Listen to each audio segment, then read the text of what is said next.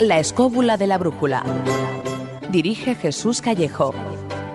Presenta David Sentinella.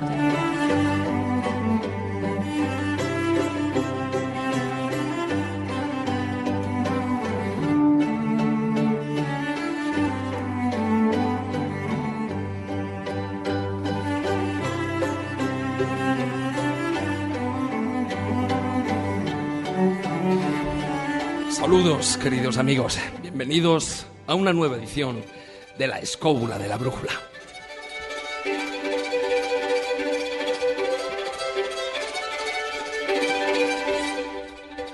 Hoy tenemos el gran placer de realizar el programa en directo desde la capital de la comunidad autónoma de Extremadura, la Gran Mérida, fundada por orden del emperador romano Octavio Augusto allá por el año 25 de nuestra era.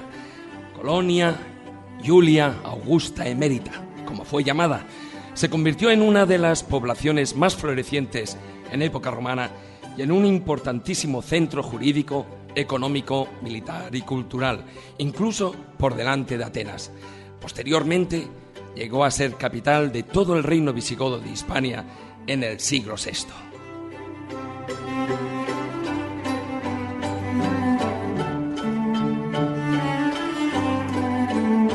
En un principio se anunció que el programa iba a realizarse en el emblemático templo de Diana, pero desgraciadamente por cuestiones meteorológicas obvias no ha sido posible. Aún así, y gracias al excelentísimo ayuntamiento y a la labor del delegado de turismo Pedro Blas Vadillo, tenemos la suerte de contar con la magnífica sala de restos arqueológicos del Centro Cultural Alcazaba, un importante referente de la vida cultural de la ciudad. Y lo hacemos, cómo no, rodeados de esos restos arqueológicos y del calor de amigos emeritenses y seguidores del programa. A todos los que llenáis este magnífico salón, mil gracias por estar aquí. Estamos encantados de que nos acompañéis en esta nueva aventura fuera de nuestros estudios de Radio 4G FM.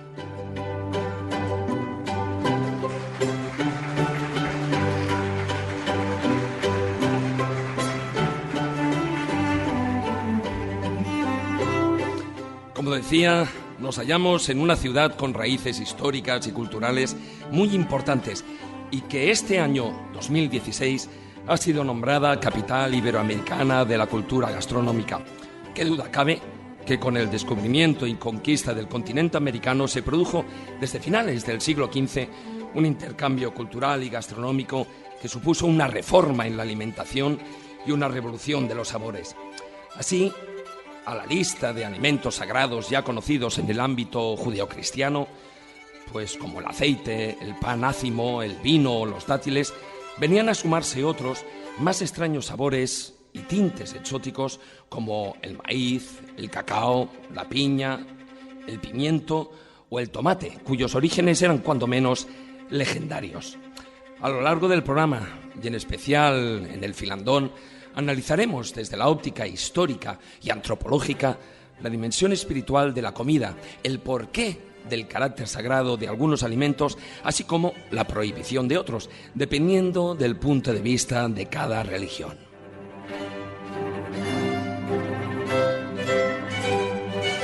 A nuestra tertulia se sumará también la periodista Lourdes Gómez Martín para plasmar ese choque culinario frente a esos alimentos traídos de América y la importancia del monasterio de Guadalupe en el cultivo de algunos de ellos.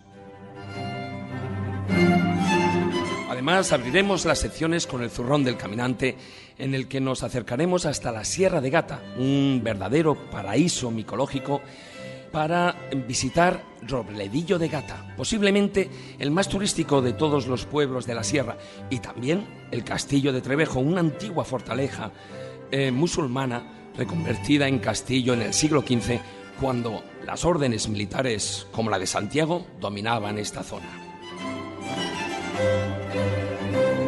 En Asuntos Espinosos, nuestra ilustre anfitriona emeritense Israel Espino, autora de 50 lugares mágicos de Extremadura, nos hablará de las leyendas de la creación del vino, la bebida sagrada por antonomasia. También seremos viajeros de la mente junto a Manuel Berrocal para conocer el mundo de los enteógenos de Mesoamérica, plantas sagradas como la yagua, el peyote, el San Pedro o la ayahuasca, que tras ser ingeridas siguen siendo utilizadas para contactar con los espíritus de la naturaleza y sus dioses. Y como no, remataremos la faena, si mi voz me lo permite, con las enseñanzas y moralejas de los cuentos de Callejo. Como podéis ver, serán 2 horas de sabrosos contenidos en los que contaremos con la inestimable ayuda de Samuel Hernández y Javier Cuenca, que serán cargo de la parte técnica.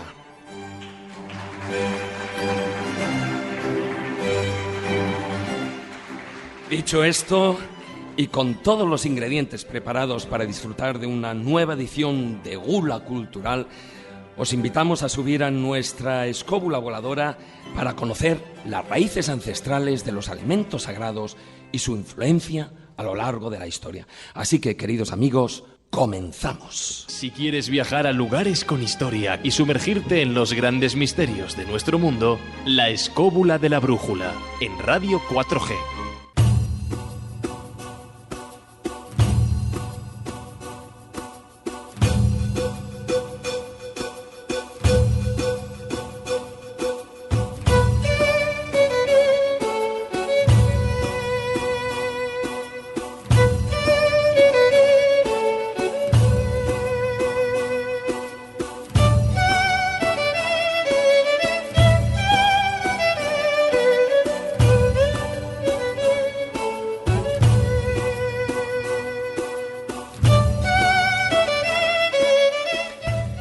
Don Jesús Callejo. ¿Qué tal, don David Sentinella? Bueno, ¿Qué? pues ya ves, aquí un sitio arqueológico y mi voz psicofónica. Voz cristalina, diáfana. Sí, como nunca en la vida la he tenido. Yo creo que eso le da más misterio también. Hombre, es lo que tiene esos viajes, la humedad, los cambios de clima. Y bueno, y que... A ti te sienta bien hasta la fonía. Sí, ¿no? Yo también te quiero. Como decíamos, nos encontramos además en un lugar a vista, vamos, a apenas 5 metros tenemos en la Alcazaba, pues tenemos todas esas ruinas arqueológicas romanas, lo cual es un enorme placer poder realizar un programa desde aquí, una edición de La Escóbula de la Brújula desde este lugar.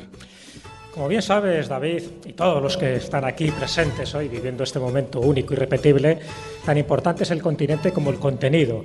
De nada sirve muchas veces un contenido atractivo si el continente no está a la altura, ¿no? En este caso, nosotros debemos estar a la altura de este continente, de estas ruinas romanas, de este lugar tan arqueológico, tan histórico, tan mágico, ¿por qué no? Porque aquí han ocurrido muchísimas cosas. Realmente, si estas piedras hablaran, nos podrían contar cantidad de historias, ¿no? Cantidad de testimonios para que nos dijeran por vez primera qué han hecho por nosotros los romanos. Pero bueno, eso es otro tipo de historia que en algún momento llegará. ¿Pero qué han hecho los romanos por nosotros? No, prácticamente nada, pero hay ciertas películas donde creo que te lo cuentan de una forma meridiana, ¿no? Sí, si nosotros no lo vamos a superar. O sea, nosotros no podemos. Me vas a preguntar a mí que he hecho Derecho, y una de mis asignaturas era el Derecho Romano. Derecho Romano. El Derecho es fundamental, igual que la Historia. Es decir, hay una serie de materias, por decirlo así, que luego, con independencia de la especialidad que tenga cada uno, yo creo que hay materias que son básicas. Hay básicas porque te sirven para todo, y te sirven además en cualquier circunstancia de la vida. Una es conocer algo de historia. Si no conoces historia, la verdad es que como estás un poco cojo ahí, porque si no conocemos un poco nuestro pasado, ya sabéis lo que se dice, ¿no? Estamos condenados a repetirlo. Y por otra parte, conocer derecho, pero ya no derecho por una cuestión práctica, saber un poco las leyes da igual, si hay que conocer las leyes para luego incumplirlas, pero hay que conocerlas, esa es la clave, ¿no? Y aquí entramos, fíjate, en uno de los temas que además va a entroncar con lo que vamos a hablar. Ya sabéis que el tema de nuestro programa hoy va sobre alimentos sagrados. Y si nosotros somos lo que somos, me refiero a esta cultura occidental, me refiero en España, me refiero en Mérida, si somos lo que somos es gracias a la herencia romana y gracias a la herencia cristiana, no lo olvidemos. O sea, muchas de nuestras costumbres, de nuestras tradiciones, de nuestras leyes, en fin, de nuestra forma de ser, de nuestra forma de comportarnos o de entender el mundo y la realidad es gracias a los romanos y gracias al cristianismo. Y ahí entramos un poco como leitmotiv de lo que vamos hoy a meternos de coz y de hoz, es decir, en los alimentos sagrados, porque las religiones están relacionadas intrínsecamente con los alimentos. Es decir, no hay religión, y estoy hablando de las 5 religiones principales, no hay religión que no tenga sus alimentos sagrados, que no tenga sus alimentos prohibidos, que no tenga sus tabúes, que no tenga sus ayunos, que no tenga sus bendiciones a la hora de empezar a comer, cuando se bendice la mesa. Es decir, este tipo de cosas, este tipo de rituales, con independencia de las creencias o no, están muy marcadas por ese aspecto espiritual que tienen los alimentos. Por eso, tanto en el cristianismo, en el judaísmo, en el islamismo, por supuesto, en todas las religiones orientales, hay alimentos permitidos y alimentos no permitidos. Hay rituales para matar animales, hay rituales incluso a la hora de comerlo. Y lo que es más importante, incluso en las fiestas populares, están involucradas totalmente con nuestra gastronomía. La fiesta de Todos los Santos, la fiesta de las Navidades, los carnavales. Cualquier fiesta veréis que hay una parte gastronómica que está asociada. Por lo tanto si nos permiten comerlo como si no nos permiten comerlo, los alimentos tienen una connotación sagrada, espiritual, religiosa. Y conocerlo, saber, y de hecho vamos a adentrarnos con nuestro pequeño bisturí gastronómico en muchas de estas temáticas, conocerlo yo creo que es esencial. Por eso digo que todo tiene que ver, todo está relacionado. Hemos empezado con las ruinas romanas para que veáis un poco cómo lo romano, cómo el derecho, cómo la historia, cómo la religión y cómo los alimentos condicionan nuestra forma de ser y nuestra forma de pensar. Ya lo decía Buda, somos lo que pensamos y lo que comemos. Cuidado con lo que ingerimos, cuidado con lo que pensamos, incluso cuidado con lo que respiramos, porque luego eso condiciona nuestro bienestar, nuestro estado de salud, nuestra forma, ya digo, de entender el mundo que nos rodea. Y estoy seguro que todos los que estéis aquí presentes, más todos los que nos van a escuchar, tanto en directo como en podcast, a partir de ahora, cuando coman carne, pescado, algún vegetal, incluso ingieran un vaso de vino o un vaso de agua, a lo mejor lo van a hacer de otra manera, a lo mejor lo van a hacer con consciencia, porque cuando sabes los intríngulis, el origen, cuando sabes las supersticiones, cuando sabes las creencias que hay detrás de cada alimento, a lo mejor se te atraganta o no. Bueno, esperemos que no. A mí la voz ya... Muy buenas noches, maese Juan Ignacio Cuesta. Muy buenas noches, mi querido David, a pesar de todo. A pesar.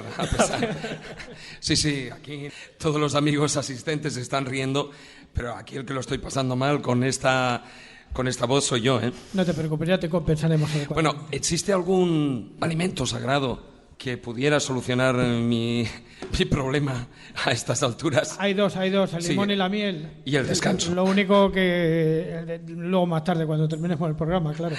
Limón, miel, un ponchecito, algo parecido, tal, una yema de huevo, ya sabes, las cosas normales. Una paliza, en fin, siempre hay algo ahí. Sí, ¿no? Bueno, por ahí también me comentaban licor de castaña, ¿eh? Que también tiene lo suyo. ¿Cómo que licor de castaña? ¿Dónde estamos? En Extremadura, licor de bellota. Sí, hombre, y vino de pitarra, ¿no? El vino de pitarra, uy, si yo te hablara del vino de pitarra, eso levanta a los muertos. Y ese no creo que te quite la ronquera. No me la quita. Doña Israel Espino, muy buenas noches. Muy buenas noches. Ay, qué mal te veo con lo que yo te quiero. Sí, ¿no? Bueno, verme no sé, pero oírme fatal. Se parece al gallo Claudio. Eso se cura rápidamente, como bien ha dicho el inteligente Jesús, con un licor de bellota. Concretamente con 1 litro de licor de bellota. Ya que estamos esperando. A que termine el programa. Ah, bueno, vale. Mal asunto si tenemos que esperar a solucionarlo. Bueno, además a ti te encantan esa parte de lo que puede ser las tradiciones y las leyendas grecorromanas, de las cuales, pues por supuesto, Mérida es una fuente inagotable. Pasear por las calles de Mérida es estar paseando por los mitos, ya no por las leyendas, por los mitos grecolatinos. Templo de Diana, en el pórtico del foro pasas y te está observando Júpiter Amón, te está observando la Medusa. ¿Sabéis que somos la ciudad de Europa con más medusas grabadas como protección, grabadas por los romanos?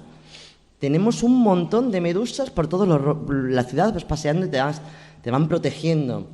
Todo ese ambiente se respira, se palpa, no solamente para los que hemos tenido la suerte de nacer aquí, sino para cualquiera que venga, que pase por nuestras calles, por nuestros monumentos y por nuestros restos arqueológicos.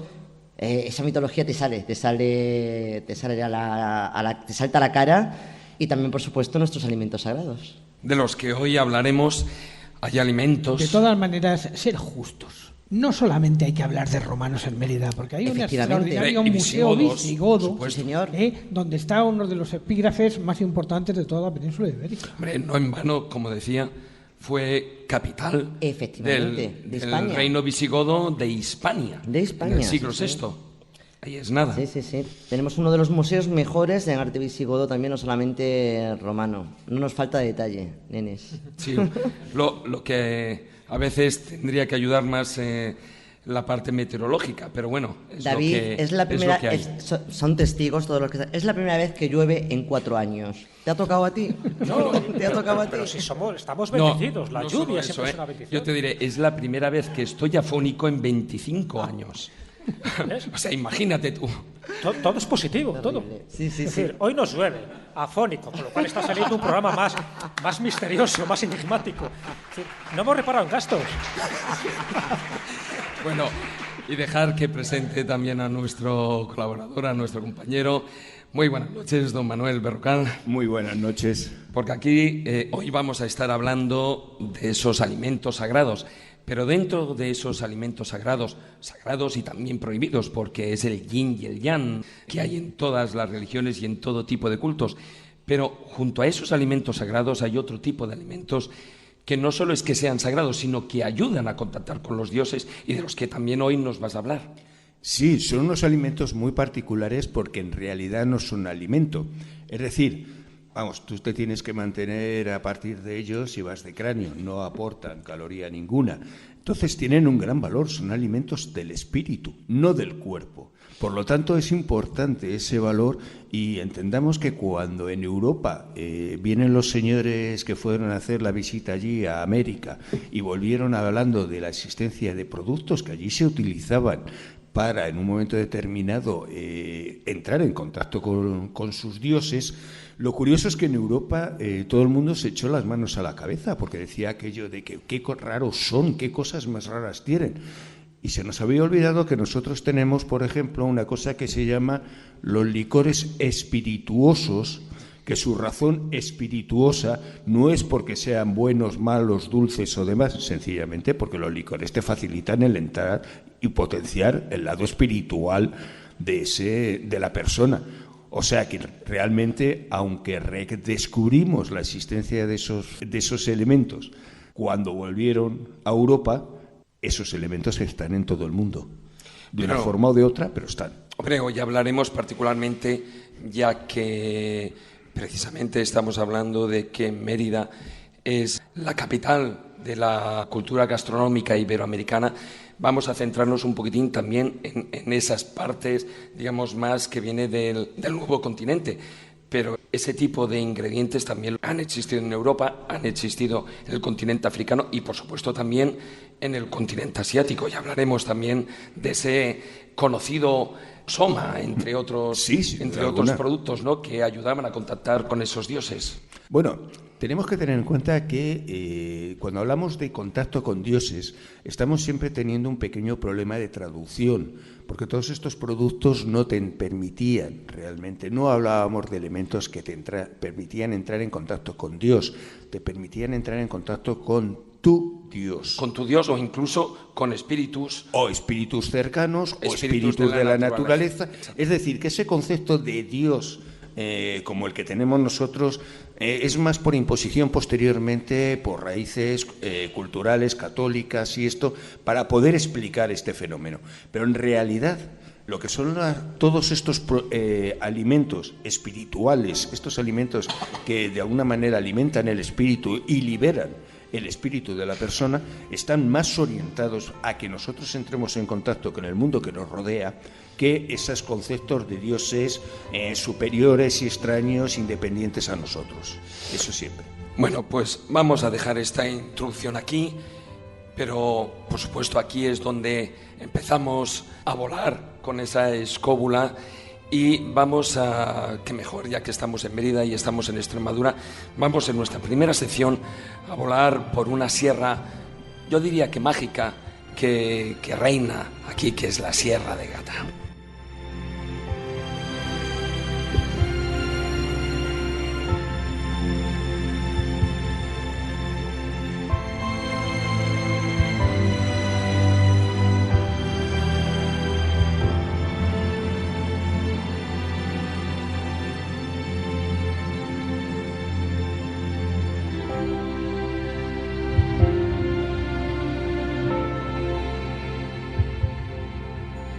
Historia, leyendas, misterio, lugares mágicos.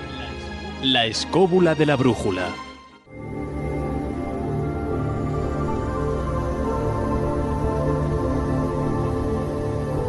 El zurrón del caminante.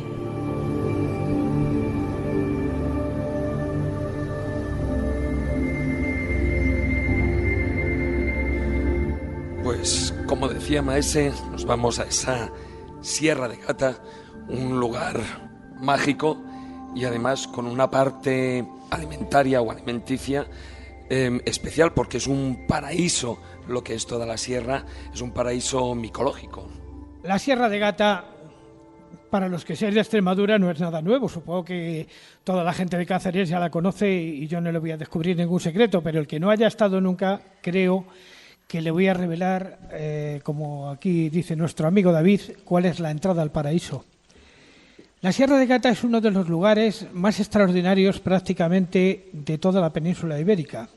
Situada en el norte del Cáceres, un poquito más allá de las Urdes, representa uno de los paisajes, digamos, norteños, un paisaje más propio de Cantabria que podemos encontrar en las latitudes más meridionales de España, de la península ibérica. Pegadito, además, a Portugal. Y allí, entre todos los lugares maravillosos que podemos visitar, hay un pueblo que por su belleza, por su estructura y por todo, es uno de los más bellos, posiblemente no de España, sino, me atrevería a decir, del mundo, que es Robledillo de Gata. Robledillo de Gata es un pueblo cascada. Quien lo conoce lo sabe y quien no lo conoce que vaya y que lo vea. Es un pueblo cascada. Todo el pueblo en sí es una cascada. El agua mana por todas las partes, entre las casas, por debajo de las casas, en todos los sitios. Hay calles que son lavaderos, hay calles que son canales para los molinos. Es un pueblo con un paisaje verdaderamente singular y único posiblemente en toda nuestra geografía.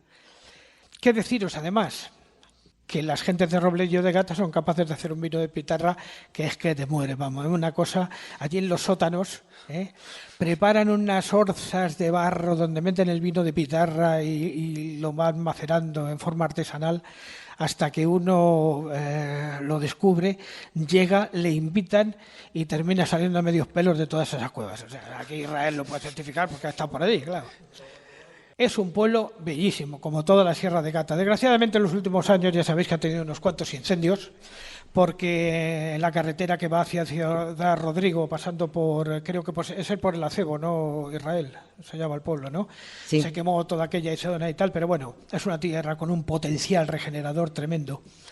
Que además en los otoños, como decía nuestro amigo David Sentinella, por efecto de las lluvias como las que tenemos en este momento, se llena por todas partes de hongos y de setas de todo tipo y tal, que hacen las delicias de los que les gusta la micología.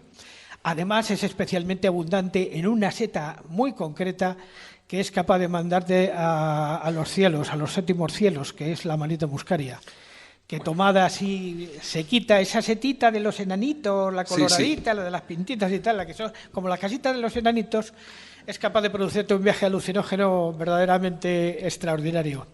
Ahora, eso sí, claro, yo no voy a recomendar a nadie que vaya por allí y lo vaya a hacer. O sea, no. Eso hay que hacerlo como hay que hacerlo y quien sepa muy bien qué es lo que está haciendo, ¿eh?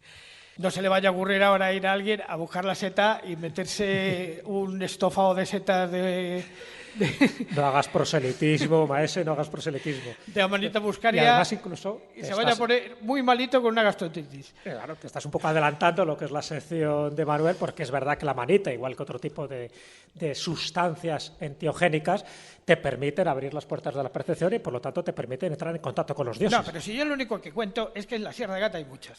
Ahora ya me callo. Bueno, mal. Aparte de que en la Sierra de Gata se da otro tipo de seta, que esta no enteogénica también está relacionado con muchísimos mitos y muchísimas leyendas, que son los círculos de las brujas.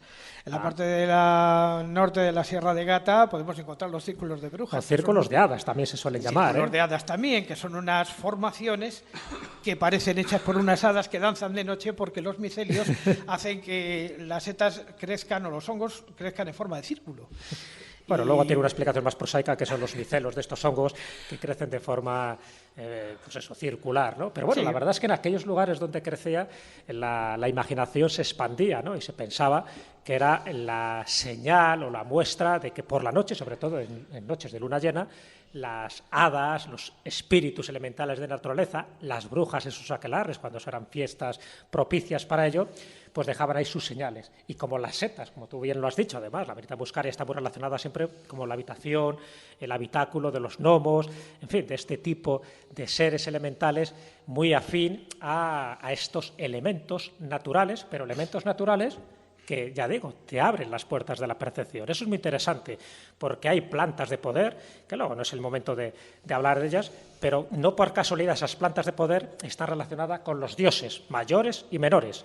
Pero un poco, Juan Ignacio, acabas de contar y me parece sumamente interesante porque me parece un poco que te extiendas en ello, ¿no? Has hablado del vino de Pitarra. El vino de Pitarra, y además, no solo, ya sabéis, que forma parte de Extremadura, sino también un poco de las comunidades adyacentes, pero el vino de Pitarra es un vino que casi cae en la más absoluta desaparición, ¿no? Porque se pensó que era un vino, pues eso, muy casero, muy hogareño, de alta graduación, y que, bueno, que parece que no tenía la calidad suficiente como para ser exportado comercialmente. Sin embargo, se ha convertido en un vino de leyenda, hasta el punto que incluso Francisco Pizarro, si no recuerdo mal, ya lo tomaba. Él decía que su plato favorito, uno de sus platos favoritos, era las migas con vino de Pitarra. Y así salió él, de fortachón. Es que esa fama de vino duro y peleón era antiguamente. Ahora se hacen unos vinos de Pitarra verdaderamente extraordinarios. No es como antes, que se hacían en las vasijas de barro y se dejaban ahí durante muchísimos meses en las cuevas. Ahora llevan unos procesos, los enólogos han hecho unos procesos que el vino de Pitarra ahora se embotella y es una pequeña joya extremeña, ¿no? Es una maravilla.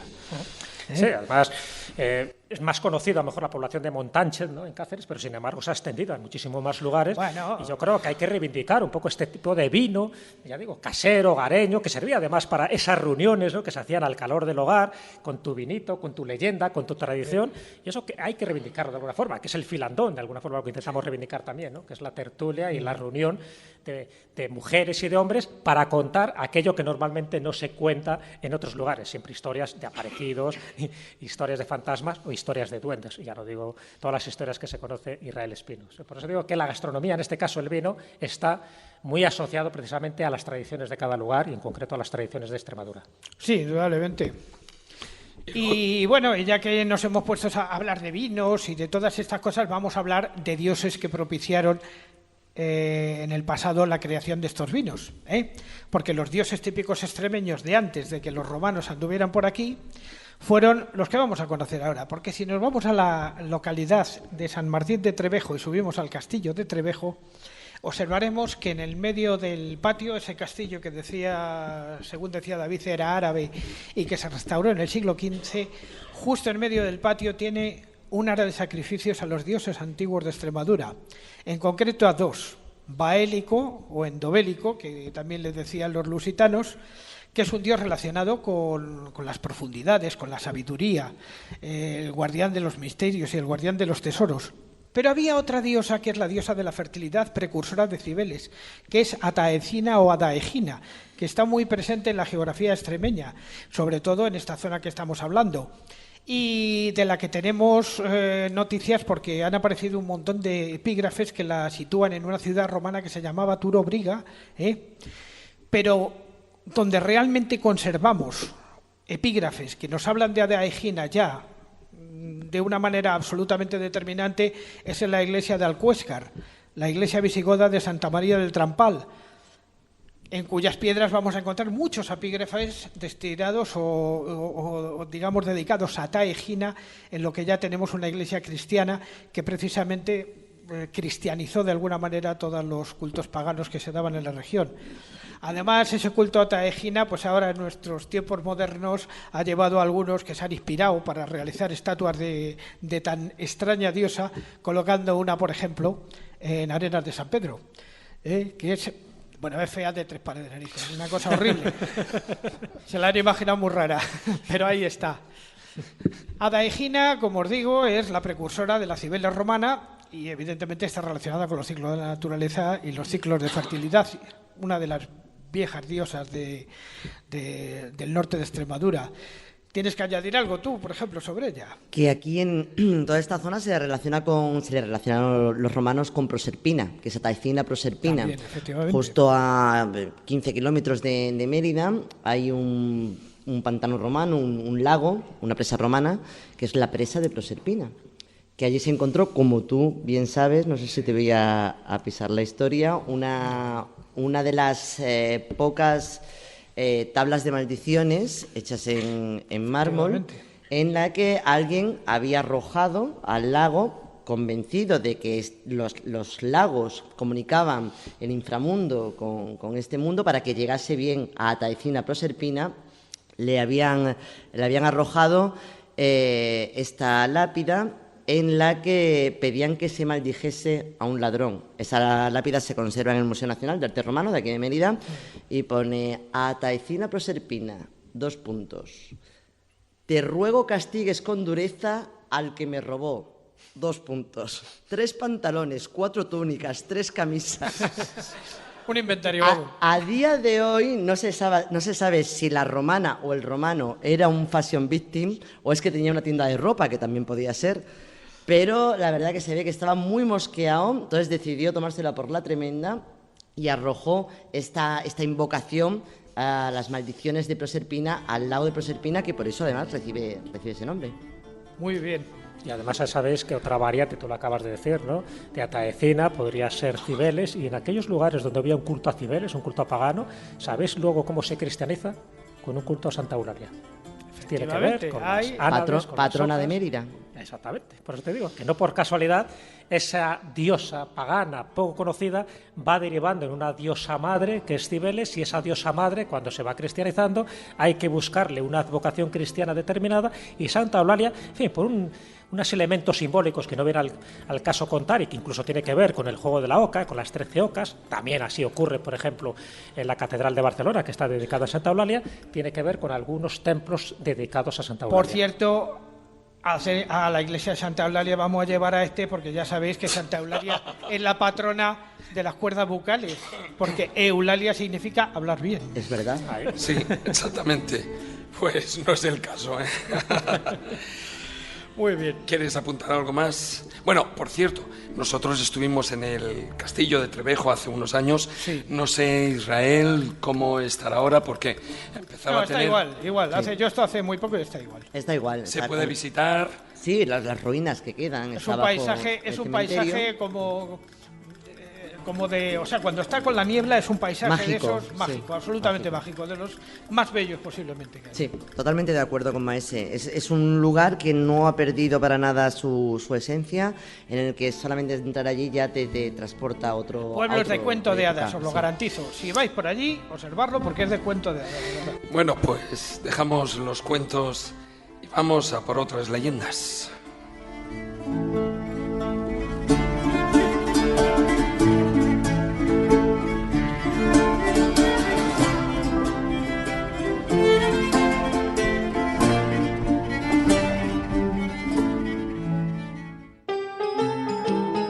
Asustos espinosos.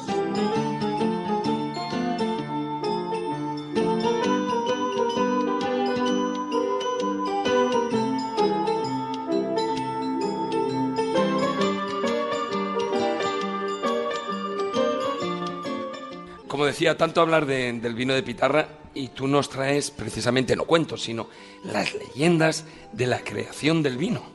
Efectivamente, porque el vino, como bien apuntaba Jesús hace unos minutos, no se pueden entender las leyendas sin ese vino y esas reuniones alrededor de ese vaso de vino que envalientan, que animan y que sueltan la lengua y quizás también, porque no, la imaginación. Es verdad.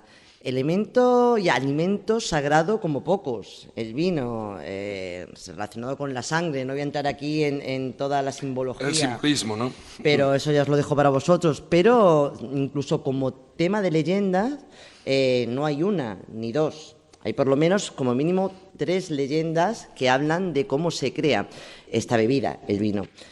Quizás la más conocida sea la que, o por lo menos la más conocida en el ambiente judeocristiano, sea la que dice que lo patenta, digamos, Noé Noé, una vez que aterriza en su nave, él fue tan previsor que, además de llevar las parejas de animales, llevó también semillas, o las semillas que pudo rescatar. Estas semillas las planta y dio con la vid. Decidió hacer vino y decidió probar esa bebida. Se ve que la probó a base de bien y volvió a probarla, porque cuando llegaron sus hijos se lo encontraron borracho con una cuba, tirado en el suelo, y ahí hubo dos reacciones por parte de sus hijos. Uno de ellos le arroparon para que no pasase frío, le taparon sus vergüenzas porque estaba desnudo y lo cuidaron un poco. Sin embargo, hubo otros que lo que hicieron fue reírse de él. Esas reacciones de sus hijos son las que a día de hoy mantienen nuestros amigos cada vez que nos emborrachamos. Siempre tenemos al colega guay que te arropa y que te echa la chaqueta por encima y que te dice, por favor, no hagas más el ridículo. Y siempre tenemos los chuliguays que no solamente se ríen de ti, sino que te graban con el móvil y lo suben a YouTube. Además de esta leyenda, hay otra que sitúa el origen del vino en Persia. Esta me gusta porque cuentan que allí vivía un príncipe persa que no solamente tenía unas cosechas esplendorosas, sino que además tenía un ramillete hermosísimo de mujeres, de esposas. Decidió, una vez que hubo mucha cosecha de uva, dejarla en los sótanos. Allí se ve que empezaron a fermentar y en estas, su favorita, él decidió que estaba cansado ya, que se quería echar una de las esposas más jóvenes, y le dijo que dejaba de ser la favorita, que había sido bonito mientras duró, pero que ya tenía que irse con el resto de las mujeres. Ella, que se ve que estaba muy enamorada, se lo tomó fatal y decidió suicidarse. Así que, llorando, empezó a bajar todas las escaleras del castillo y, llegando a los sótanos, olió un olor muy, muy fuerte. Bajó, vio unas tinas llenas de un líquido que rezumaba y que tenía un olor muy extraño, y, convencida de que era veneno, decidió beberse una cuba entera. Efectivamente, compañeros, cuando la encontraron unas horas después, no solamente no estaba muerta, sino que estaba contentísima, bailando desnuda por el sótano, y no se acordaba para nada del cabroncete de su marido. Nos queda todavía una tercera leyenda que, estando en Mérida, no podíamos obviarla, que es la mitológica. Vale, todos sabemos que Baco es el dios del vino, hasta ahí sí. Pero no todo el mundo sabe cómo Baco llega a crear el vino. Cuentan que la vid sí que existía, lo que pasa que era tan débil que no llegaba nunca a dar fruto. Entonces a Baco se le ocurrió un día, era muy pequeñita, y decidió hacer una especie de útero para que creciese dentro de un huesecillo de pájaro. Oye, el invento resultó y creció un poquito más. Entonces decidió sacarla del hueso de pájaro y meterla en el hueso de un león. Y efectivamente también resultó y siguió creciendo. Y entonces decidió meterla en un sitio más grande. Encontró un fémur de asno y allí metió la vid, que fue creciendo, y ya consiguió sacarla de allí, plantarla, y llegó a dar fruto. Llegó a dar fruto, creó el vino, y es precisamente por esta creación por la que se cuenta que todos aquellos que beben un poquito de vino se encuentran alegres y cantores como los pájaros. Si beben un poquito más, se vuelven valientes y atrevidos como los conquistadores extremeños que decías antes, y como los leones. Y si todavía siguen bebiendo ya se vuelven cerriles y asnales como los burros. Esta es la explicación de por qué la misma bebida y el mismo elemento tiene diversas causas según quién. Al final, compañeros, como siempre, ¿cuánta verdad esconden las leyendas? Sí, porque fíjate, tú has citado unas cuantas, has citado a Baco dentro de la mitología romana, que sería el Dionisios dentro de la mitología griega, con todo lo que implica. Es decir, lo que nos llega a nosotros muchas veces es la parte más profana de la leyenda, en fin, pues el clásico dios borrachuzo, que no hace otra cosa en el Olimpo que emborracharse, pero realmente la vid tiene toda una connotación esotérica, es muy importante, porque también es el zumo de los dioses y que está muy emparentado con la ambrosía, con el soma y con otro tipo de sustancias. Pero por otra parte, fíjate, allí donde vayas, según qué mitología cojas, hay siempre un origen del vino.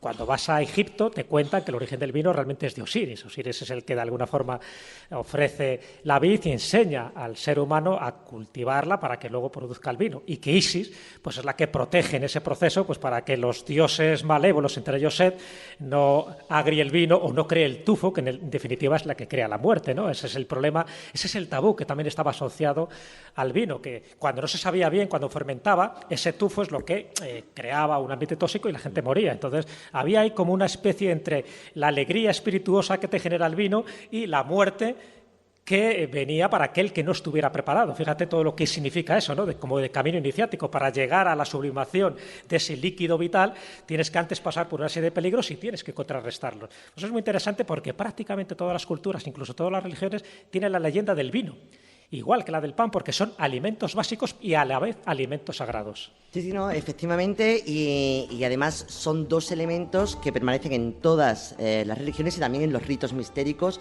que lo que tú dices, nos ha llegado solamente la parte más lúdica, la parte más visible, y queda todavía muchísimo por profundizar en estos elementos, en estos alimentos.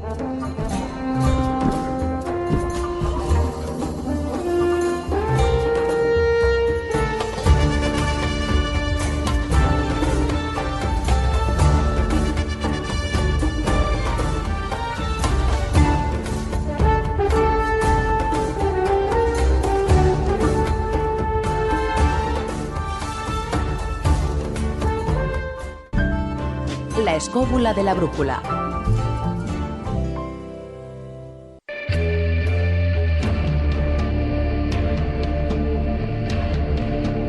Viajeros de la mente.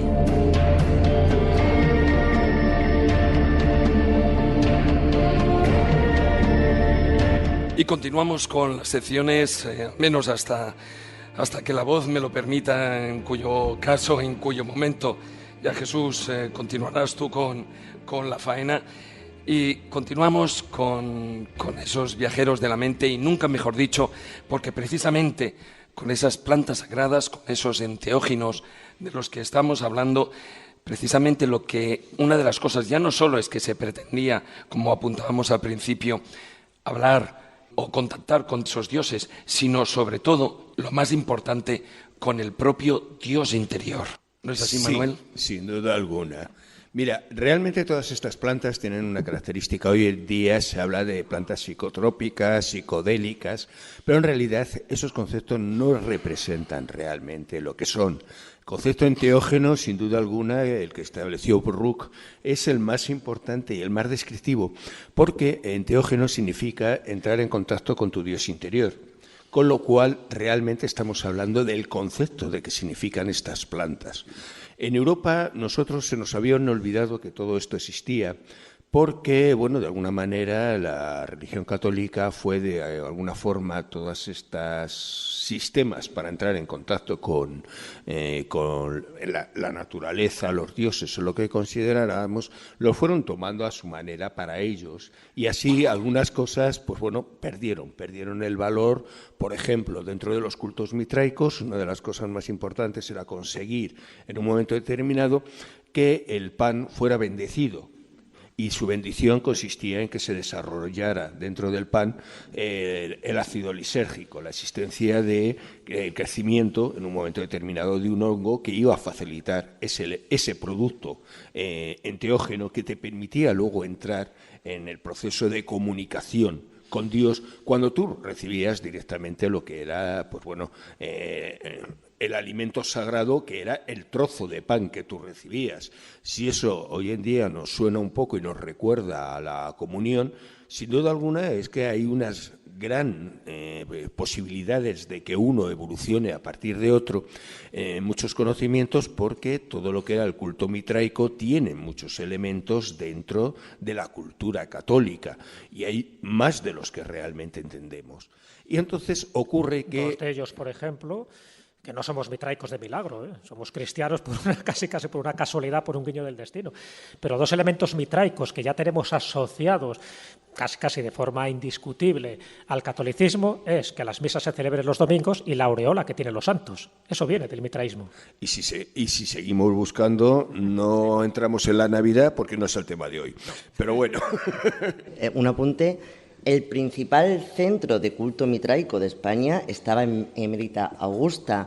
Aquí estaba el pater máximo de la religión mitraica. Aquí está la Casa del Mitreo, actualmente, que todavía se puede visitar, y numerosas estatuas que aparecieron del templo mitraico que se encuentran en el museo. Algunos sí somos mitraicos por los pelos. No, sin duda alguna la influencia del culto a Mitra es muy importante en todo lo que es el Mediterráneo.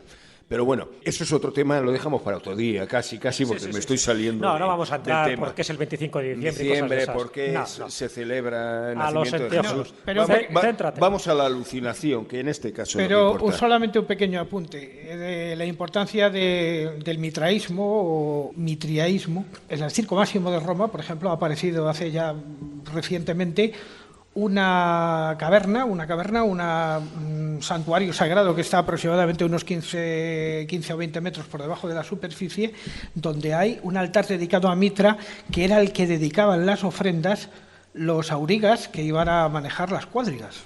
Bueno, uno de los lugares donde vi más vivo, ¿no?, y más activo todavía el culto mitraico es en la iglesia de San Clemente en Roma. Ahí en los sótanos todavía se ve claramente ese simbolismo que, por suerte, no ha sido destruido. Don Manuel, proceda a los enteógenos. A los enteógenos, que para eso estamos. Bueno, pues como estábamos diciendo, en Europa tenemos la característica sobre todo de que empezamos a hacer estudios de todos estos fenómenos, la utilización de estos elementos, sobre todo a partir de que de los años 50, 40 del siglo pasado, se empiezan a poner de moda una serie de productos que se utilizan sobre todo en América. Estamos hablando de conceptos muy concretos como lo que nos llega del peyote o el San Pedro, la ayahuasca. Son elementos que se ponen de moda inmediatamente en Europa. En España nos llega bastante más tarde y, como siempre, nos llega de la peor manera posible. Es decir, mientras en países como Alemania o Francia se utilizaban como técnicas en un momento determinado para entrar en estados alterados de conciencia, digamos que todos estos productos tienen la característica que modifican la visión, el sentimiento, la situación de lo que tú ves, todo absolutamente a nivel cerebral, te lo modifican y tú tienes la posibilidad de tener una vivencia diferente de la que habitualmente tienes. Entras en eso que hoy en día se llama un estado diferente de conciencia, ¿no? Pues bueno, el problema es que cuando llega a España sirve, pues bueno, para que señores los fines de semana se vayan a tomar ayahuasca en cualquier hotel de turno y lo único que consiguen son cosas concretitas, ¿no? El que tiene suerte se dedica a vomitar 3 días y el que no tiene suerte acaba directamente en urgencias. Pero bueno, eso es otra parte. Evidentemente estamos hablando de productos que hay que tener mucho cuidado a la hora de utilizarlo. No es el producto de, como viene en la Real Academia, el diccionario, productos de ocio y diversión. Entendamos que eso es una equivocación absoluta. La realidad es que, independiente del peyote en un momento determinado, San Pedro, ayahuasca, todos ellos tienen una serie de productos que son directamente alcaloides, productos que actúan directamente a nivel cerebral y que te producen unas modificaciones de lo que estás recibiendo del exterior.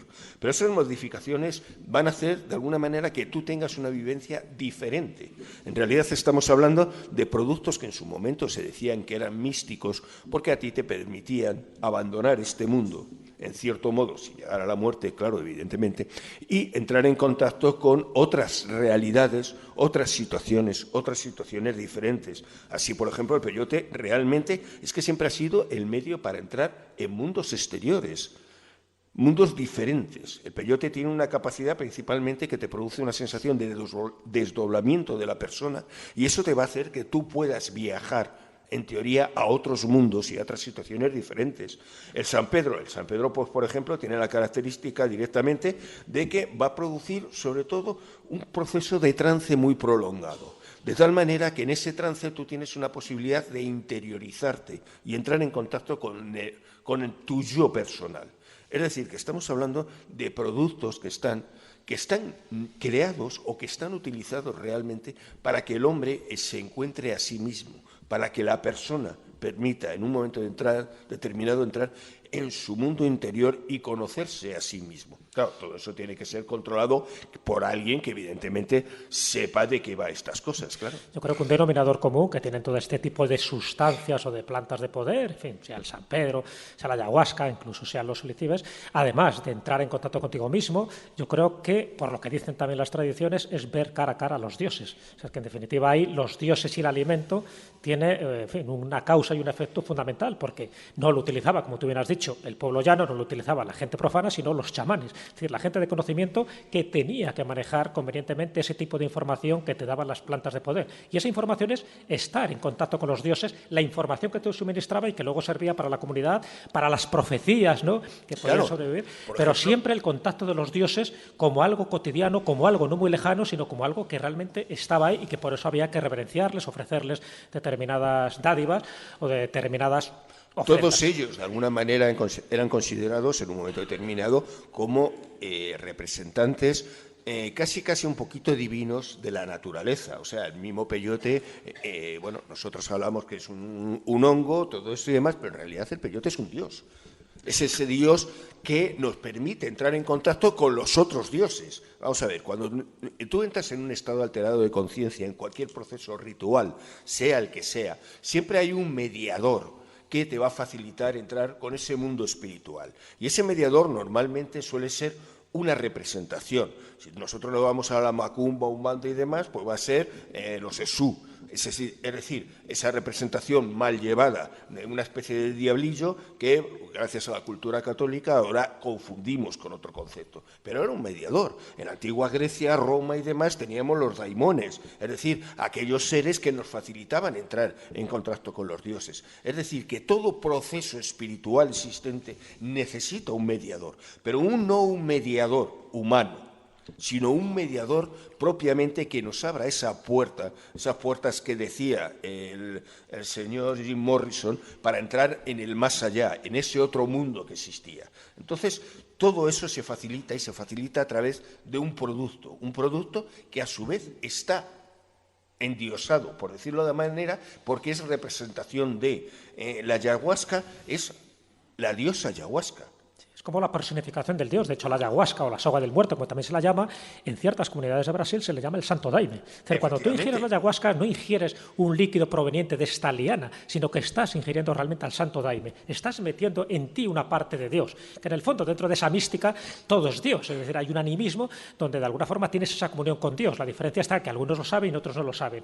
Pero la ayahuasca, en concreto, ¿no?, con el peyote pasa lo mismo y con los psilocibes también, es meter esa parte divina en ti para que tu parte espiritual también florezca, de alguna forma irradia a los demás. Y ese es el chamán. Sí, claro, ese es el chamán y ese es el que controla de alguna manera que todas las personas puedan llegar y acceder a ese otro mundo. Además, entendamos que todos estos productos no actúan única y exclusivamente como un proceso alucinatorio. Olvidémonos de ese concepto, o sea, es el que más se utiliza.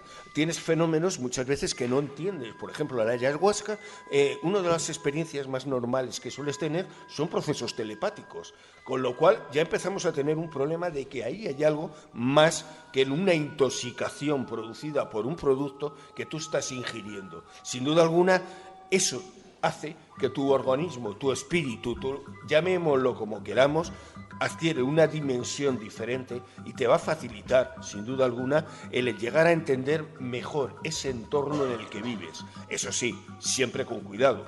Entendamos que una ayahuasca mal tomada, entras en contacto con Dios inmediato, pero no porque le veas, sino porque te vas con él. O sea, entendamos que las intoxicaciones pueden ser muy importantes si son muy mal llevadas. O sea, yo tengo un amigo, en su día él contaba su primera experiencia con el peyote fue francamente dantesca. Se tomó un par de honguitos en un momento determinado, entró en ese estado de trance, esto fue en medio de México, y en un momento determinado pues el hombre no se dio cuenta y cuando salió del trance le tuvieron que llevar urgencias. Las hormigas le habían comido la espalda y no se había enterado. O sea, que es que hay que tener mucho cuidado. Yo os puedo decir que mi experiencia con estas cosas también, hombre, ha habido experiencias muy buenas, o sea, yo en su momento, pero claro, dependiendo generalmente de con la persona que realiza la experiencia. La primera experiencia que yo tuve con la ayahuasca, os puedo decir que vomité cosas que no había, vamos, que no me había planteado en la vida. Sabías de que tenías ahí ciertos líquidos que se movían, ¿no? Sí, no, o sea, que yo eran cosas demenciales, pero claro, cuando tú haces la experiencia con un control y con unas condiciones buenas, pues sin duda alguna tienes experiencias diferentes. Tienes una sensación de eso, de salida de cuerpo, del sentimiento de el mundo aumenta el colorido, tienes una mayor sensación en un momento determinado de los ritmos de la naturaleza, eres capaz de sentir y de ver, porque se te altera completamente lo que es la percepción de la vista, el oído y demás, y tú puedes llegar a oír perfectamente el movimiento de la hierba y el ritmo que mantiene. Por ejemplo, es una experiencia personal vivida, con lo cual son productos que liberan tu lado espiritual por alguna manera o aumentas tus percepciones, pero sin duda alguna tienen muchos inconvenientes. La realidad es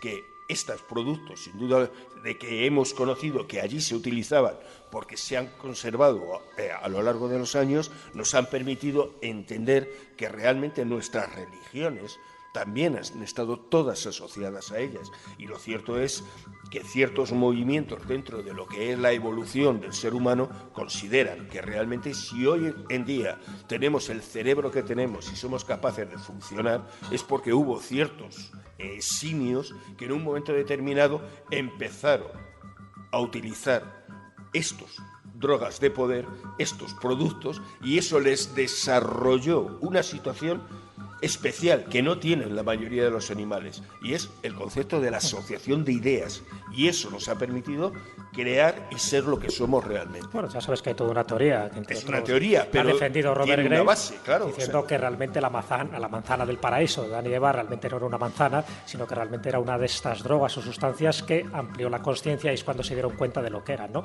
Bueno, ya sabes que incluso existe un proverbio eslavo, si no recuerdo mal, que dice que el hombre de conocimiento es aquel que es capaz de escuchar cómo crece la hierba, es decir, a partir de ahí, con todo lo que implica en función de lo que tú has dicho. Creo que Juan Ignacio tenía algo que aportar. Sí, efectivamente, porque cuando uno va por lo que tenemos alrededor puede pensar en un momento dado que todas estas cosas están muy alejadas, que están en México, que están en las selvas del Amazonas. No, están ahí y hay que tener mucho cuidado con ellas. Hemos hablado del peyote, que no está aquí, hemos hablado del hongo de San Pedro, hemos hablado de la ayahuasca, pero es que estamos rodeados por todas partes de una serie de sustancias que las tenemos cerca, que no las conocemos y que sin embargo están ahí. Sustancias como, por ejemplo, la escopolamina, que está contenida en el estramonio, eso lo tenemos en todos los campos de nuestros lugares, la cicuta, que está en el borde de los ríos, tenemos, por ejemplo, los tejos, que son extraordinariamente tóxicos, el beleño negro, la belladona, muchísimas cosas, el propio cáñamo índico, también no hemos hablado de él, pero está cerca de nosotros. No la se mandrágora. No se dan tantas pistas como la gente sepa lo que es el estramonio. Yo no voy a explicar cómo son, solamente digo pero que si uno anda por el campo y se encuentra con ciertas plantas, que tenga cuidado. Las plantas no son tan inocentes como parece. Eso es muy importante. Alcaloides brutales. Por ejemplo, la dormidera es muy frecuente en nuestros campos y es el opio. Sí, es verdad. Tenemos en cuenta eso, por ejemplo, que la falta de conocimiento, por ejemplo, la manita muscarida, que llevamos todo el tiempo hablando de ella, tiene una característica, y es que igual que es alucinógena, puede ser tóxica de producirte una intoxicación de muerte directamente. Entonces, ¿cuál es la gran diferencia? Que tú, si eres conocedor, sabes que de alguna manera en zonas muy altas es más alucinógena y menos tóxica, pero en zonas bajas es más tóxica y menos alucinógena. ¿Dónde está el punto intermedio? Ese es el conocimiento, y por lo tanto hay que tener cuidado con esas cosas. Cualquiera nos sirve para ir a recoger, claro. En el punto medio, como bien sabéis, siempre está la virtud. Yo creo que los datos que ha dado aquí don Manuel Berrocal son suficientes para que sepamos lo que hay que hacer o no hay que hacer y darnos cuenta de la implicación que tienen realmente las plantas de poder con la espiritualidad. Yo creo que se merece un aplauso. Y pasamos a nuestro querido Filandón.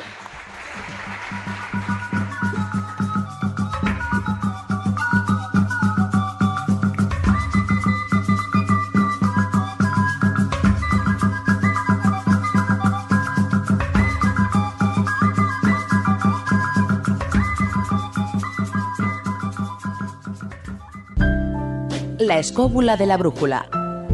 Dirige Jesús Callejo. Presenta David Sentinella.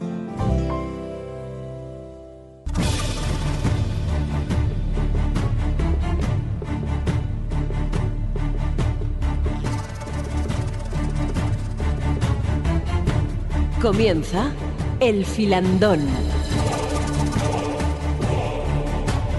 Bueno, y con el permiso de David, que el pobre se nos ha ido quedando sin voz poco a poco, yo creo que hay que alabar un poco el sacrificio que ha estado haciendo con su voz. Hay que sacrificar algo, en este caso, su voz, como ha pasado con la sirenita de Andersen. Continuamos con este filandón. Él está aquí físicamente en presencia, todavía no lo hemos sacrificado.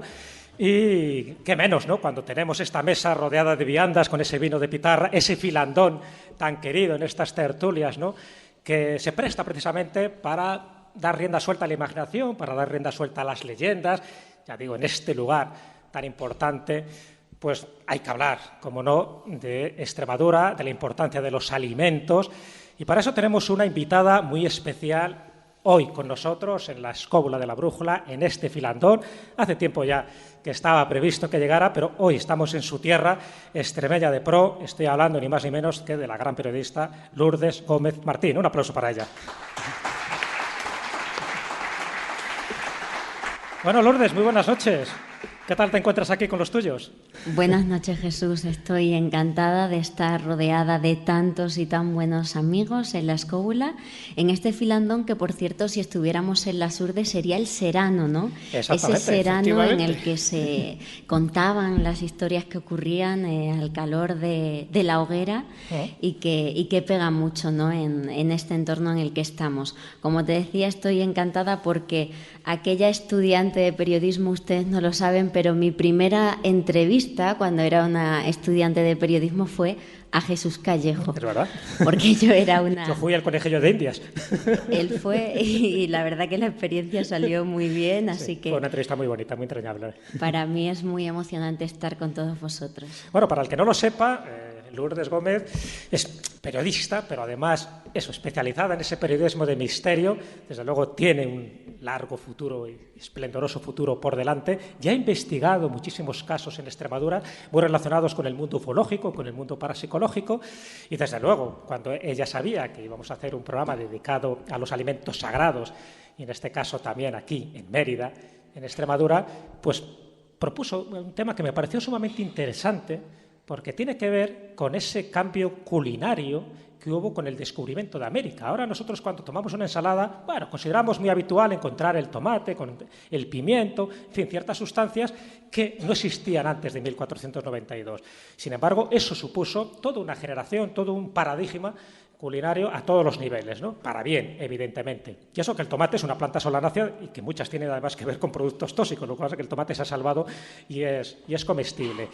Pero vinculándolo un poco a Extremadura, vinculándolo a ese monasterio de Guadalupe que tan importante es a nivel espiritual, pero también a nivel histórico y a nivel medicinal, ese monasterio tuvo mucha importancia, ¿no?, porque esos monjes se hicieron eco de los productos que estaban viniendo del Nuevo Mundo.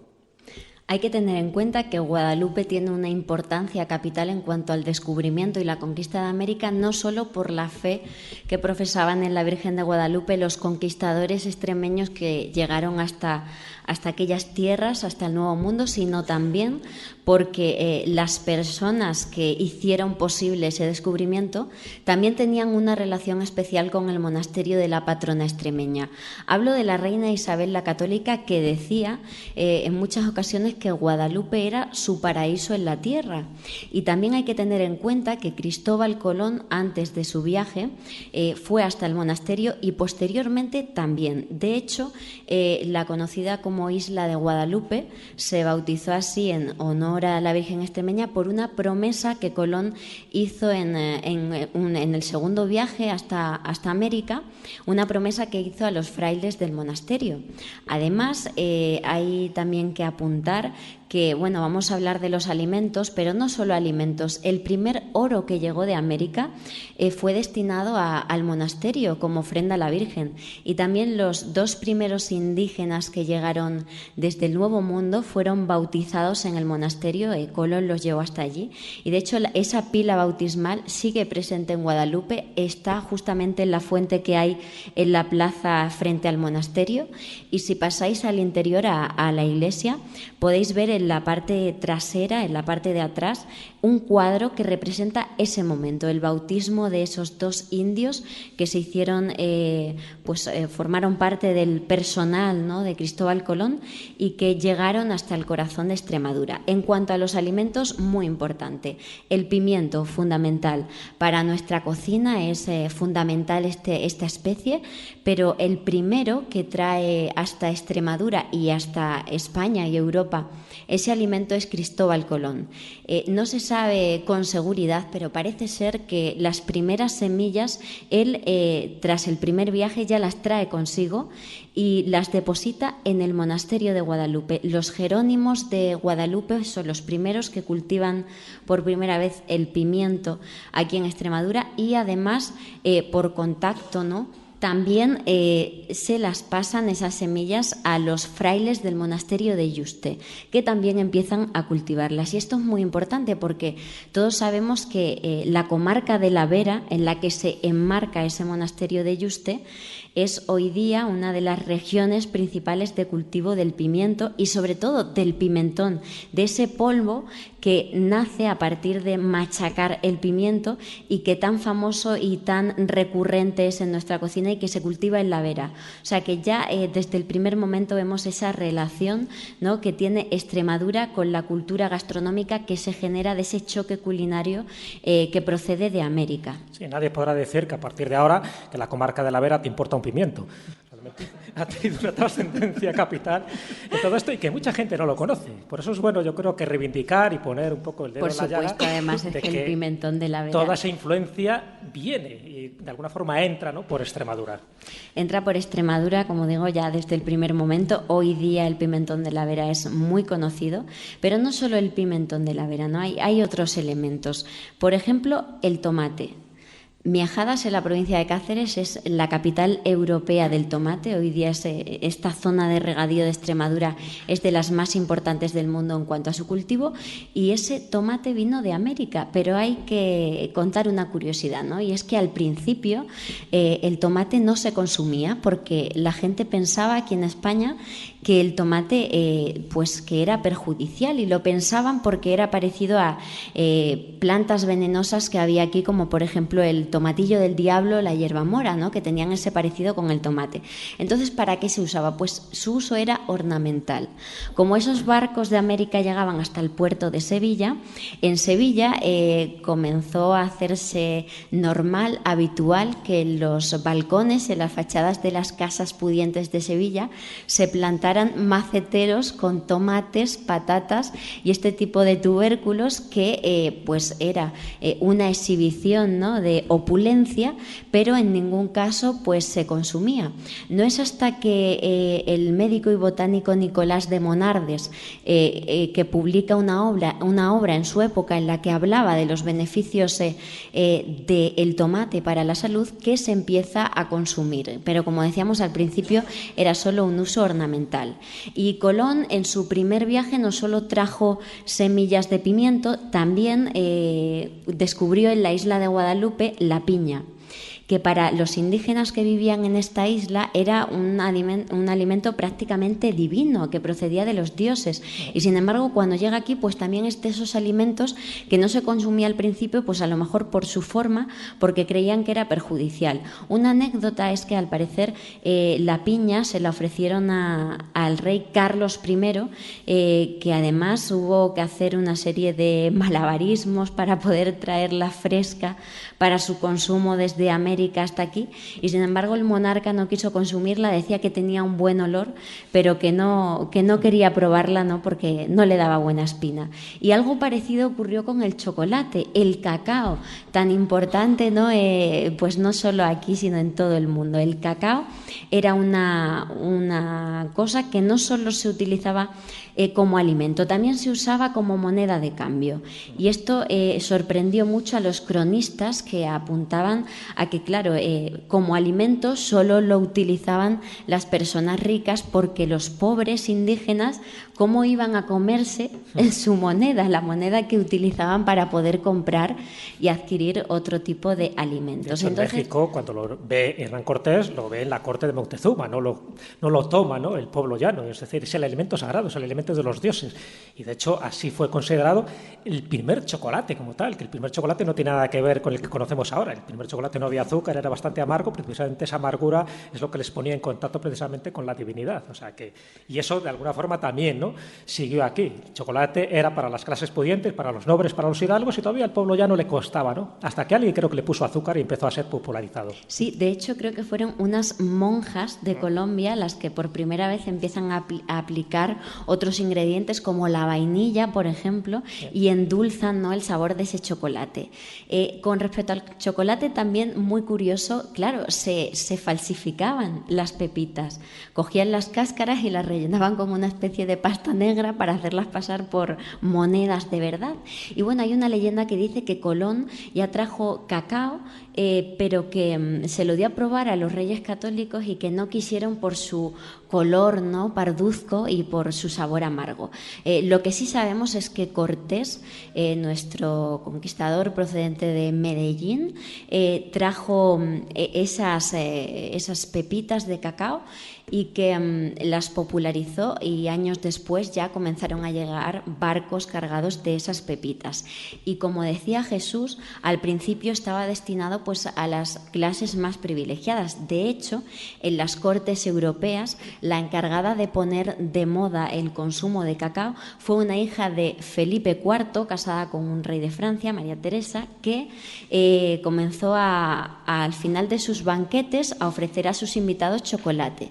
Y así fue como empezó a popularizarse. Y no fue el único alimento que tiene importancia en cuanto a Extremadura. Otro alimento que no podemos dejar de comentar es la patata, ese tubérculo que nos llegó desde los Andes peruanos, procedente del Imperio incaico, y que se ha convertido en un alimento fundamental en nuestra dieta. Y además hay que contar otra curiosidad relacionada con Extremadura, y es la tortilla de patatas. No me digas, Lourdes, que la tortilla de patatas también tiene que ver con Extremadura. Por supuesto. La tortilla de patatas... ¿Hemos venido a sitio de juego? La tortilla de patatas, plato fundamental de la cocina española, según un científico del CSIC llamado Javier López Linaje, que ha publicado un libro que se llama La patata en España, Historia y agroecología del tubérculo andino. Al parecer, el documento más antiguo que habla de la elaboración de la tortilla de patata está situado en Extremadura, y más concretamente en Villanueva de la Serena, a finales del siglo XVIII. ¿Ese es el primer documento o el más antiguo documento escrito que existe sobre la tortilla de patatas? Sí, porque sobre esto tenemos también mucho que decir. A ver, cuando se produce ese descubrimiento de América y pues los europeos, en concreto los españoles, descubren la patata, pues ya tenemos ese otro elemento que nos faltaba, porque aquí ya se utilizaba el huevo y se realizaban tortillas de huevo. Hernán Cortés describe que en los mercados que encuentran ahí en el Nuevo Mundo, los indígenas sí que fabricaban tortillas de huevo, y López de Gomara también habla de que eran tortillas de huevos de muy distintas aves, pero nos faltaba el otro elemento, ¿no?, de la historia para hacer ese plato nuestro principal, la patata. Hay que decir que existe un documento de el cocinero de Felipe II en el cual se refiere a la tortilla de patata como algo perjudicial, pero según los expertos parece ser que hay una confusión fonética y que se refería a la batata, que sí que se conocía ya aquí en Europa, pero que no tiene nada que ver con nuestra patata. Hasta hace poco se pensaba que el documento más antiguo que hablaba de la patata se sitúa en Navarra, concretamente un documento del siglo XIX dirigido a las Cortes de Navarra, en el que los montañeses exponían las precarias condiciones en las que se alimentaban los pastores de esa zona. Se hablaba de que uno de los alimentos que consumían era una especie de un popurrí, ¿no?, de un poco los alimentos que tenían a mano, y entre ellos hablaba del huevo, de la patata, y otros dicen que fue el general Zumalacárregui, en el contexto de la Primera Guerra Carlista. Tenía un genio este hombre. Sí, y sería el que habría popularizado este plato para paliar las hambrunas entre sus tropas. Otros dicen que Zumalacárregui descubrió este plato, la tortilla de patatas, en casa de una ama de casa navarra, y que lo empieza a popularizar entre sus tropas. Esto se pensaba hasta que ese científico del CSIC no pone de manifiesto que existe un documento de 1798,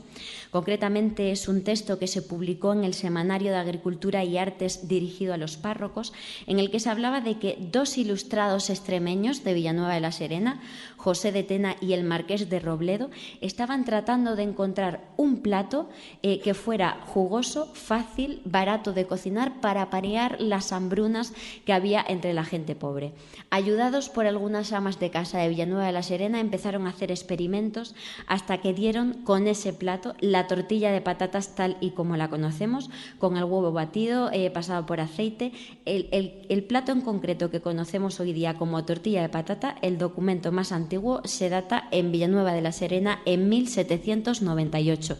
Y de hecho en Villanueva de la Serena cada año se celebra pues una jornada dedicada a la tortilla de patata en conmemoración de este dato. Y se celebra con muchos huevos. Por supuesto, como se hace todo en Extremadura. Lo que sabe esta chica, yo creo que os habéis dado cuenta, ¿no?, de su conocimiento, de la forma de contarlo, y la verdad que es una maravilla saber todo lo que tiene esta gran tierra extremeña. Sigue con nosotros, Lourdes, seguimos con el filandón.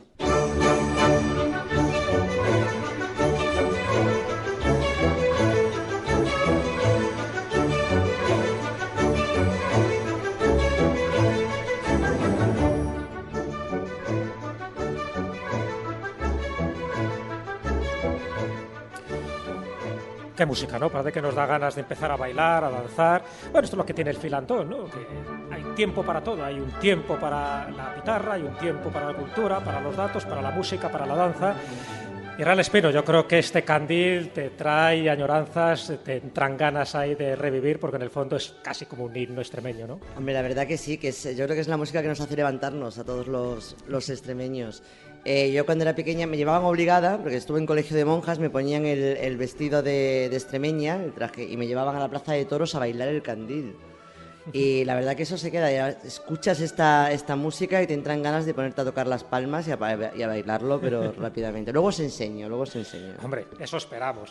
Bueno, dejar un poco el bocadillo ahora que tenéis ahí entre manos, todavía nos queda filandón, nos quedan alimentos sagrados para analizar, para diseccionar y para intentar entrar en esos intríngulos de por qué algunos alimentos han considerado sagrados, otros prohibidos, otros tabú. Es verdad que todas las religiones tienen como sus alimentos predilectos y otros alimentos prohibidos. Pasa con el judaísmo, pasa con el islam, ya sabéis que el cerdo, en fin, es como un animal ahí totalmente relegado al olvido. En el hinduismo también tiene sus prohibiciones, en el budismo también. Lo curioso es que el catolicismo prácticamente está permitido todo, se puede comer de todo. Todo está permitido menos la gula. En épocas. Bueno, claro, salvo la Cuaresma, por efectivamente, o el Viernes Santo, pero me refiero que en términos generales, a diferencia de otras religiones, todo está permitido menos la gula. La gula es un pecado, pero salvo que tengas bula. O sea, la gula se permite si tienes bula. No efectivamente. Es un contrasentido que en el fondo se salvaba o se lo permitía a aquel que tenía dinero. Y aquí viene un poco la pregunta, ¿no? Y además, Manuel, tú que has empezado, ¿tú crees que además de los imperativos religiosos, esos tabúes que tienen algunos alimentos para ser consumidos o ingeridos, también influya el nivel socioeconómico, las clases sociales a la hora de que estos tabúes se establecieran? Muchísimo. Entendamos que la mayoría de los problemas, por ejemplo, todos los alimentos que en un momento determinado fueron rechazados y considerados diabólicos, entre comillas, siempre han existido detrás un elemento claramente económico. Por ejemplo, una de las cosas que normalmente no se cuenta es que en Irlanda la patata era diabólica, estaba prohibida. Era un elemento del diablo porque nacía debajo de tierra. En realidad el problema no es que naciera debajo de tierra. El problema es que en Irlanda la gente, cuando llegaron las patatas, tuvieron un inconveniente, empezaron a comer, podían comer patatas, un producto que crecía casi a su bola, no necesitaba un gran trabajo. Por lo tanto, la gente empezó a no pasar hambre. Claro, el problema es que cuando no pasaron hambre empezaron a pedir derechos y con lo cual, pues claro, ni los señores políticamente correctos, ni la Iglesia, ni demás, en este caso eran protestantes, o sea que también, pues bueno, da igual un lado que en otro, empezaron a atacar directamente la patata porque era un elemento que les estaba creando un gran problema y era que les impedía el control sobre la población a través del alimento. O sea, que eso es una cosa muy importante. En otros casos hemos tenido situaciones, pues por ejemplo, la eterna situación de por qué en el mundo árabe hay ese problema con el cerdo. Entendamos que el cerdo es un animal que económicamente no es rentable. O sea, tiene un problema. Nos dicen que se aprovecha todo del cerdo. Efectivamente, pero el cerdo tiene un inconveniente, que para alimentarle le tienes que dar lo mismo que comes tú. Sí, con es lo el cual, problema, que come. Ese es el claro, problema. con lo cual, a la larga, tienes un problema muy importante, que es que o tú comes o come el cerdo.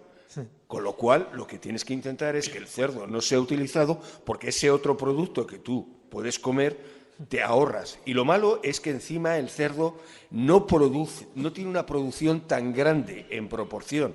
Es decir, que si tú le das al cerdo a lo largo de su vida, pongamos, o los años que esté, 50 kilos de alimento, no vas a conseguir 150, al revés, vas a conseguir como mucho 30, con lo cual, como elemento productivo, no es rentable. Pero realmente cuando se convierte casi en un elemento tabú, además esto lo desarrolla bastante bien Marvin Harris, ¿no?, el antropólogo. Sí, bueno para comer. ¿Por qué? Porque también genera una enfermedad, que es la triquinosis. Entonces, a partir de ahí, para evitar que la gente muriera de una enfermedad que por entonces no estaba muy controlada, tú lo conviertes en un alimento prohibido y automáticamente, con el tiempo, eso se convierte ya como en una especie de tabú sagrado. Dice, no hay que comer. ¿Por qué? Porque lo dice el profeta, porque lo dice el libro sagrado. Pero además el argumento fundamental de Marvin Harris no solo está relacionado con la triquinosis, sino porque el cerdo era un competidor habitual de los seres humanos en el consumo de los bellotas y de los frutos secos.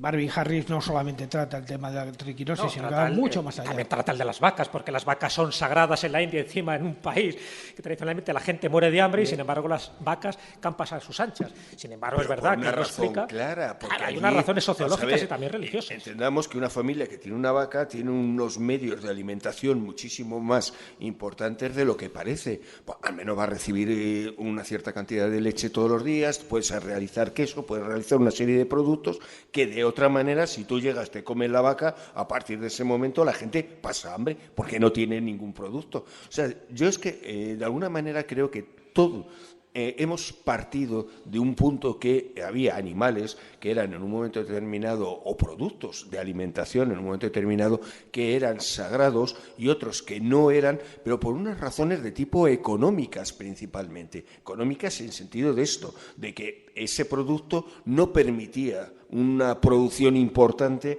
que mejorara la alimentación de la gente. ¿Qué ha ocurrido? Que con el tiempo es un poco la historia que se produce. Hemos olvidado las razones originales y hemos pasado al mito. Y en el mito, pues claro, tenemos estos problemas. Religiones que prohíben un elemento o prohíben otro.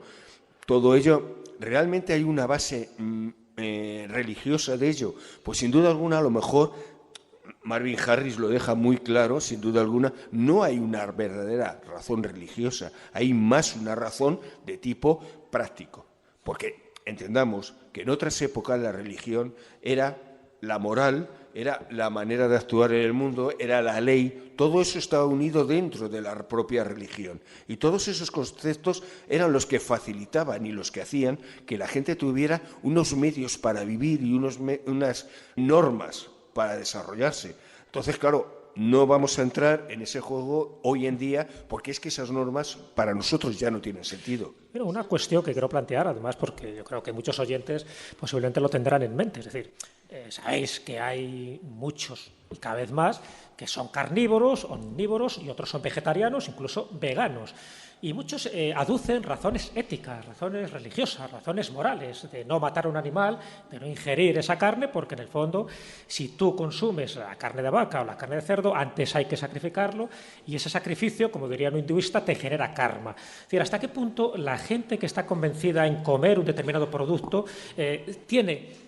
aunque no se dé cuenta, porque hay veces que no tienes por qué practicar una religión determinada, pero sí que está dentro de un contexto espiritual, aquel que es vegano, imaginaros los jainistas, yo he estado en la India y un jainista, o sea, tiene tal respeto a los animales que va con una mascarilla en la boca por si acaso accidentalmente entra un insecto en su boca y se lo carga, y va mirando al suelo para no pisarlo. Es decir, esos son conceptos ultra religiosos, realmente tiene que ver un poco con pues la conciencia un poco colectiva del ser humano de que hay que alimentarnos, porque realmente si somos un poco puristas y vamos a la historia, hay que alimentarse, y cuanto más proteínas tengas que te las da la carne, mucho mejor. Pero sin embargo luego entra ese concepto religioso, y es un poco lo que yo os quería preguntar, ¿a qué se debe que luego con el tiempo, y más ahora en estas épocas, ya no se es tanto religioso, pero sí se es un poco místico a la hora de ingerir determinados alimentos? El que es vegetariano realmente está convencido por cuestiones morales de que hay que consumir vegetales para no hacer sufrir a los animales y, por lo tanto, para no generar mal karma, ese karma tan habitual en muchas personas. Yo creo, Jesús, que a veces las razones son un tanto peregrinas. Utilizamos conceptos y situaciones religiosas que están ahí, pero muchas veces las usamos según nuestra conveniencia, porque, por ejemplo, hablábamos antes del descubrimiento de América. En el caso del cacao, había un conflicto ético al principio y religioso de que se preguntaban si los días de ayuno se podía consumir chocolate, y decía la Iglesia, bueno, pero es que depende si se consume como algo terapéutico o si se consume como alimento. Entonces, si es como algo terapéutico no pasa nada, pero si es como alimento sí. Y lo mismo con respecto a las semillas, decían, bueno, es ético que comamos las mismas semillas de los mismos frutos que comen los infieles. ¿Cómo solucionaban eso? Bendiciendo las semillas y llevándolas a lugares sagrados. Entonces, nosotros nos apropiamos de esa religiosidad y la moldeamos con respecto a nuestras propias creencias. Y yo creo que eso es un poco lo que pasa hoy día, que intentamos acomodar esas teorías místicas al concepto de vida que queremos tener hoy día. Y ya no vamos a entrar con todo el tema de los animales, porque sabemos que con todas las polémicas que hay a día de hoy da para otro programa. ¿Pero por qué pensáis vosotros que hay esas diferencias en la religión? Si realmente en las religiones ya sabéis que hay más cosas que las unen que las desunen, ¿no? Hay más cosas en común. Sin embargo, cuando hablas de la gastronomía, cuando hablas de estos alimentos prohibidos o no prohibidos en las distintas religiones, no todas se ponen de acuerdo. Incluso, tanto la judía como la musulmana, hay que hacer un determinado ritual para sacrificar a los animales. Es decir, hay que sacrificarlos de tal forma que sea lo más indoloro posible. Sin embargo, en otras religiones se le mata y punto. No se mira el sufrimiento, no se mira si realmente ese animal está sufriendo o no está sufriendo a la hora de ser ejecutado. Es decir, ¿pensáis que eso tiene que ver con lo que dicen las religiones del libro, por ejemplo, o realmente son consecuencias que se van heredando un poco de padres a hijos y al final se van haciendo porque, como lo han hecho tus antepasados, pues hay que seguir haciéndolo así? Yo creo que al final todo es funcionalismo. Marvin y Harry lo explicaba, hay algunas cosas que se han llegado a desentrañar, porque el cerdo, porque la vaca, pero hay otras cosas que no hemos llegado a saber el porqué, porque no hay manera de seguir el hilo, pero había un hilo, indudablemente, y había un hilo funcional. Eso era así, se tenía que matar así el animal por algo. No era un capricho de la religión, no era para agradar a los dioses, tenía una razón de ser que seguramente ahora hemos perdido, y cuanto más tiempo pase... Una razón práctica, evidentemente. Los pueblos nómadas vivían lógicamente del ganado lanar, o sea, de corderos, ovejas y cosas así. Entonces ellos mantienen esa costumbre. De hecho, pues en Palestina, los judíos, el cordero sí lo mantienen, de alguna manera. Sí, pero en cuanto a estos rituales con alimentos sagrados, bueno, hay dos tipos que para mí de alimentos sagrados en cuanto a las religiones.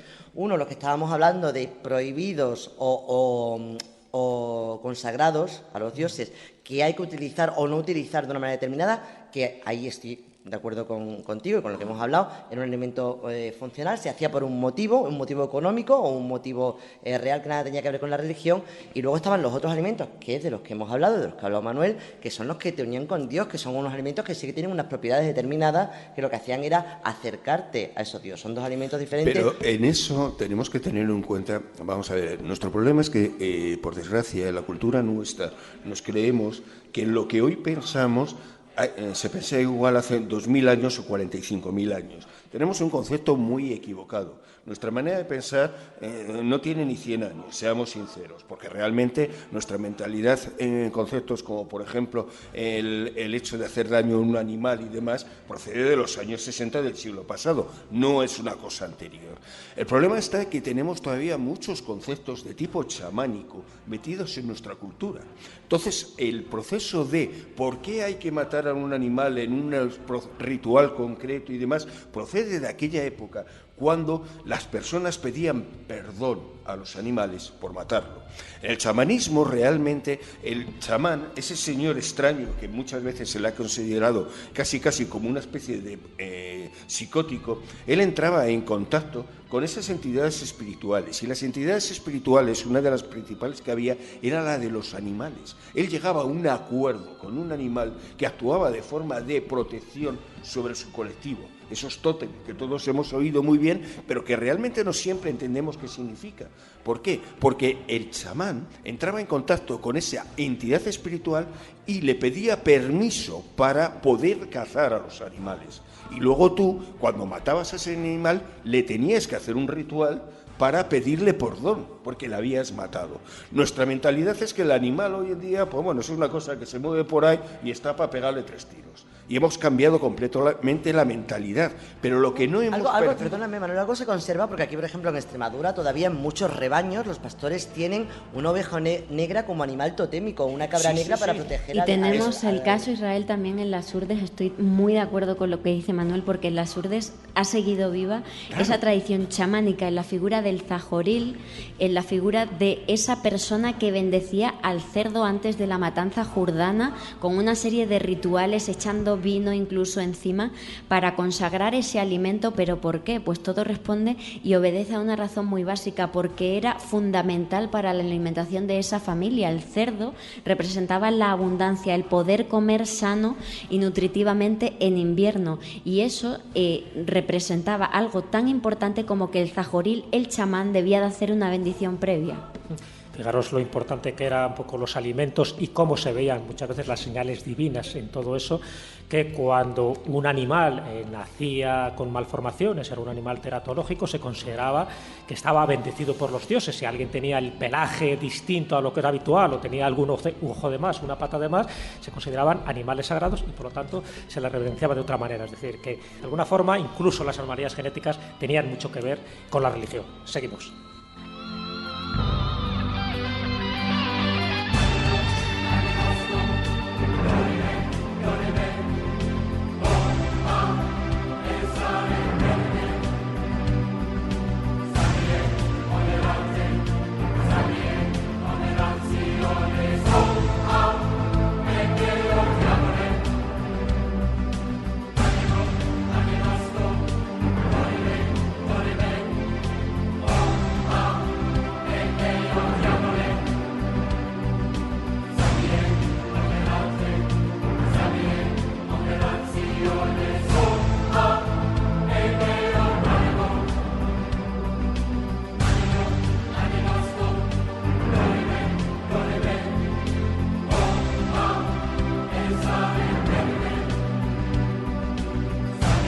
Bueno, hasta aquí hemos hablado un poco de la vinculación, de la importancia que tienen los alimentos en la religión. Las distintas religiones, fíjate, el pan o el vino, la importancia que tiene tanto en el cristianismo como en el judaísmo, como productos básicos, incluso también el aceite de oliva, ¿no? O sea que ahí podríamos entrar en multitud de detalles para analizar un poco por qué sí y por qué no en distintas creencias. Pero un aspecto que creo que es importante, ¿no? Porque forma parte ya de algo indisoluble, que es el alimento entregado directamente por los dioses. O sea, ya no por lo que dicen los libros, sino aquellos alimentos que están considerados como alimentos que ha dado su dios particular para la alimentación de ese pueblo. Y no solo estoy hablando, por ejemplo, de los distintos cereales. Sabes que cada continente tiene su cereal específico, ¿no? Aquí en Europa, evidentemente, tendríamos el trigo, ¿no? Y todo lo que eso implica dentro de nuestra cultura y de nuestra civilización.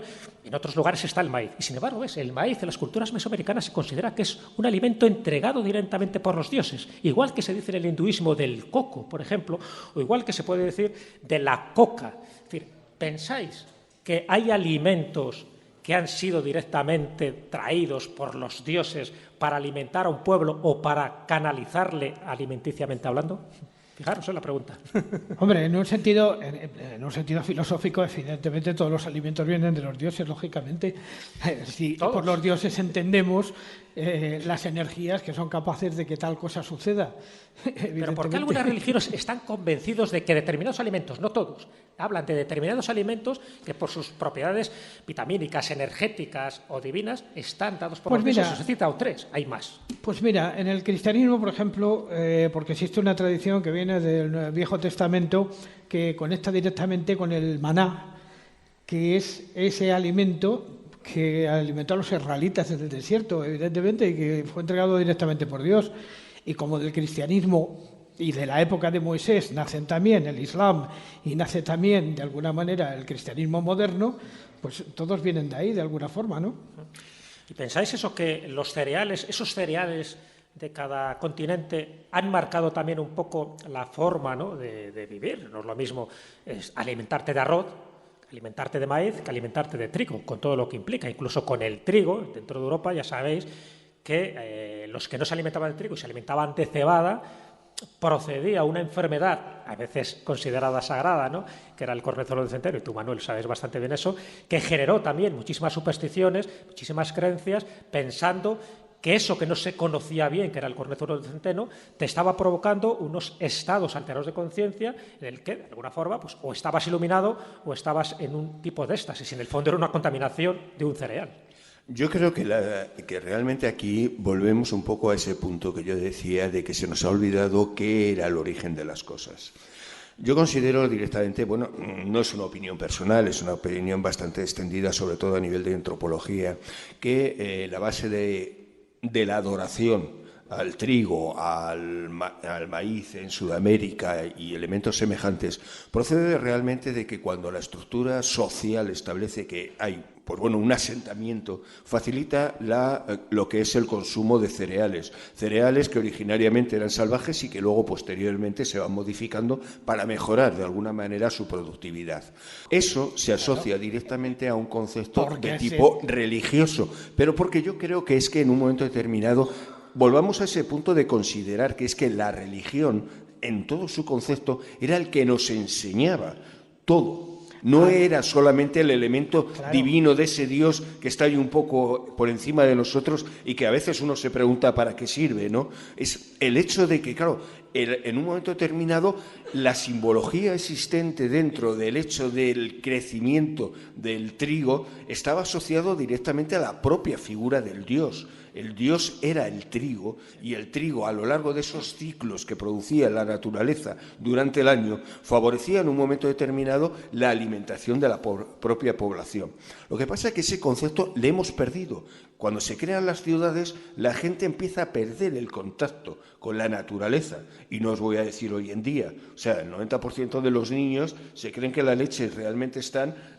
se forma en el Tetrabric. No sabe que existen vacas. O sea, suena chiste malo, pero es una realidad. ¿Y cómo un producto tan antinatural para la digestión, para el ser humano, al final se ha convertido en un producto tan cotidiano? Porque aquí, que yo sepa, no hay ningún tipo de reglamentación religiosa. La leche, de por sí, no es lo más natural para que ingiera un ser humano. Me refiero a la leche de vaca, otra cosa es la leche materna, evidentemente. ¿Y por qué, sin embargo, eso se mantiene por una razón? Y se sigue haciendo no siendo saludable, entre comillas. Porque la leche es un producto que tiene un nivel de proteínas bastante importante y era un producto accesible, porque la vaca estaba al lado.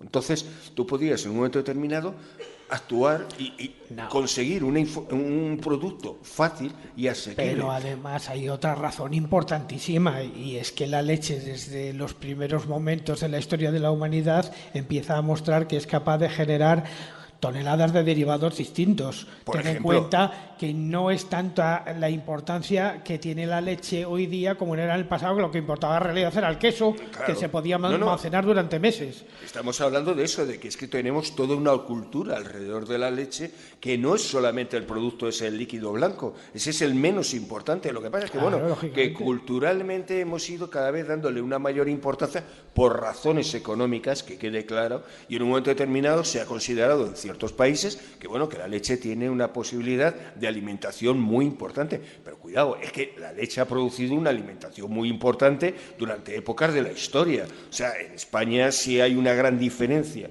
de estatura y demás y tal de la población española, ha sido porque en un momento determinado en este país se establece que los niños tenían que beber leche. Pues mira, y lo pero aceptaremos esa- o no, esa pero es una realidad. Esa religiosidad de la que hablaba Jesús al principio, asociada a unos determinados alimentos en una determinada cultura, es muy curioso porque a pesar de que con el choque cultural que se produce tras el descubrimiento, como hemos defendido, hay un intercambio de alimentos, hay otros que, sin embargo, siguen manteniéndose fiel a cada cultura. Por ejemplo, hablabais del maíz en las culturas mesoamericanas, tan importante como que hacían incluso pulque, ¿no? Masticando ese maíz para entrar en trance y celebrar sus ceremonias y demás, pero sin embargo no caló. Aquí cultivamos maíz, pero no como la base alimenticia que ellos tienen allí. Sin embargo, nuestro trigo se llevó allí a América, sobre todo, y Inés Muñoz, la cuñada de Francisco Pizarro, extremeña, que fue la primera que lleva el trigo allí, lo llevó, y lo que se valora no es que lo llevara. Los cronistas valoran que con ese trigo que ella llevó se fabricaron las primeras hostias sagradas con las que se celebró misa en América. Por lo tanto, a pesar de ese intercambio, el trigo, representado por el pan de Dios, siguió siendo fiel a esa cultura, y sin embargo ellos siguen teniendo como base en su dieta ese maíz de los dioses. No han asumido otra base como es el trigo. Sí, además, fíjate que se da esa sacralidad en todos los grandes cereales de todos los continentes. No hemos hablado de África, pero por ejemplo en África el sorgo también tiene esas reminiscencias espirituales. El mijo también, donde en los alimentos que tú haces con esa sustancia que se considera que está entregada directamente por los dioses según sus leyendas populares, pues estás como bendecido, ¿no? Estás de alguna forma tomando ese pan consagrado, que en definitiva yo creo que es el simbolismo que se utiliza en la misa. Es decir, cuando dices que tomas el cuerpo de Cristo y la sangre de Cristo, evidentemente es una metáfora, pero está haciendo referencia a que te estás ingiriendo ese Dios. Estás ingiriendo a Dios en la forma realmente que nosotros tenemos de ese Dios, el trigo y el vino. Entendamos. O sea, nosotros realmente, por ejemplo, hablamos de lo que comentaba Lourdes del maíz. El maíz no ha tenido sentido en Europa muy especialmente por eso, porque es que no es nuestra tradición. Nuestra tradición cultural y religiosa establece que Dios está en el pan.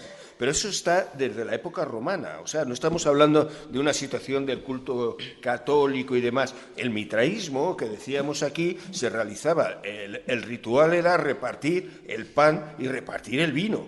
Y el nombre de cereal procede de la diosa Ceres. De Ceres. O sea, que es que estamos hablando que nuestra cultura se fundamenta directamente en una serie de conceptos, que es el vino y el pan, como elementos básicos. Luego lo podemos acompañar de lo que queramos, pero eso era la base de nuestra alimentación y era la base, por encima de todo, de nuestro contacto con nuestros dioses. O sea, el vino, entendamos, que no es solamente un elemento, claramente, de decir, bueno, es que claro, ahora nosotros comemos con vino y nos creemos que estamos haciendo lo más normal del mundo. No, perdón, el vino era la sangre de Dios que se bebía en un momento determinado. Y entendamos que la mayor cultura que ha existido en Europa a través de lo que es los derivados alcohólicos ha sido dentro de los monasterios.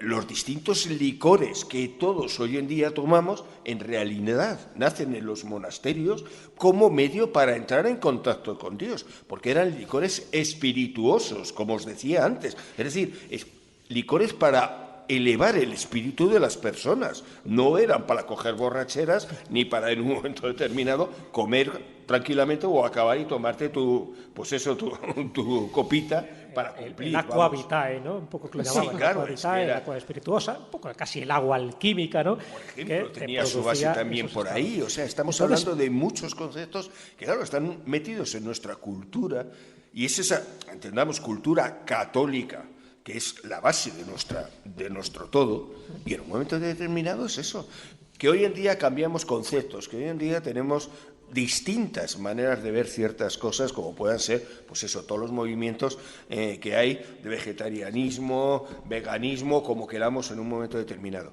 Pero con eso no estamos descubriendo nada.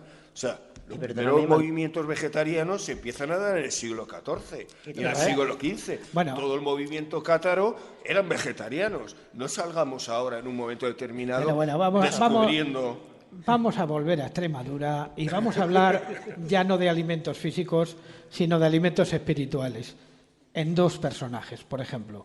En Rosso de Luna, uno de los grandes intelectuales extremeños. El mago rojo. Pero sobre todo en el que más, a mí, más simpático me cae como alimento espiritual de los extremeños, que fue Luis Chamizo, el poeta del Castuera, el autor del famoso poema que es La Nacencia, porque, hombre, no solo de pan vive el hombre, sino también de todas esas cosas que están un poquito en el aire, que son deletéreas, ¿no?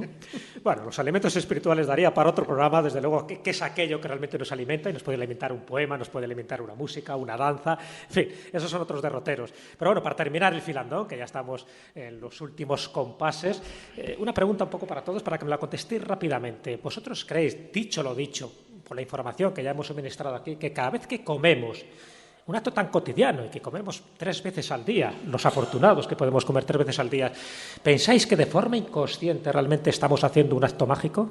Lourdes, empezamos por ti.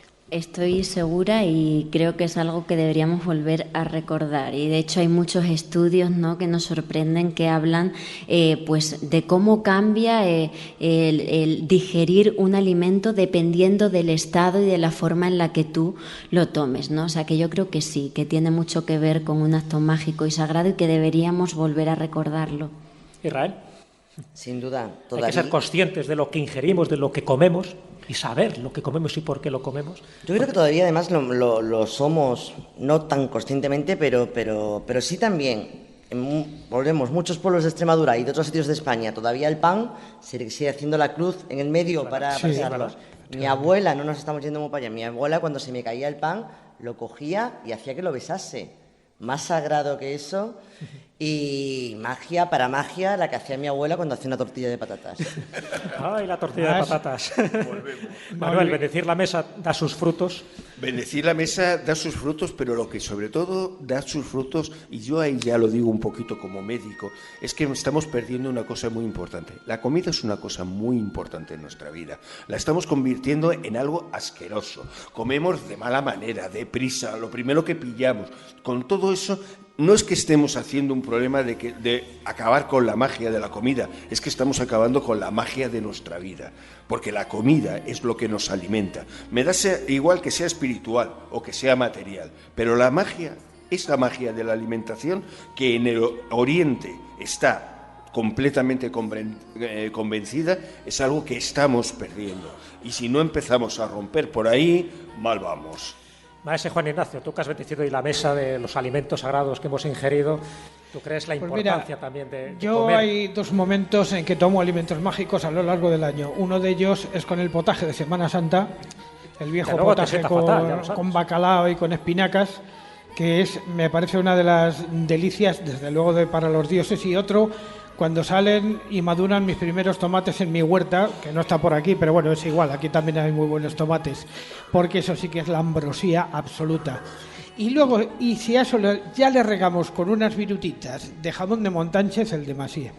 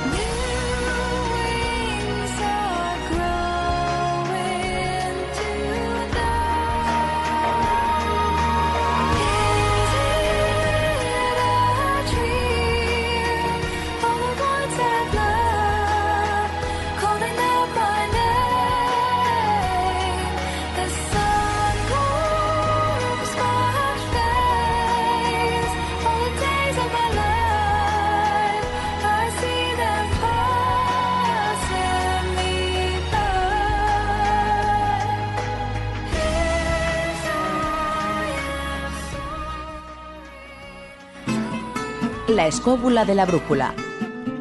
La escóbula de la brújula.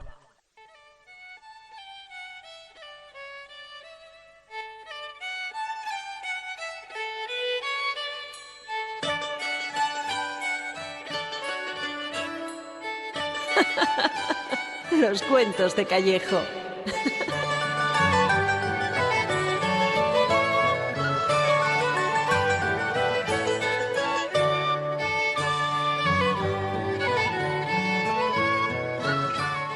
Bueno, como Juan Palomo, me lo presento yo solo, este es el cuento de Callejo, quedan los últimos 10 minutos finales, pero bueno, sí quería, en relación con el tema que hoy hemos estado tocando, pues hacer mi pequeña contribución dentro de ese acervo popular, ¿no?, que son las leyendas y también los cuentos, esos cuentos que a mí me gusta contar porque tiene su pequeña moraleja. Pues un cuento que no vamos a hablar de comida sólida, pero sí de algo tan importante como es el agua. Si os parece, os contaré el relato de El vaso de agua.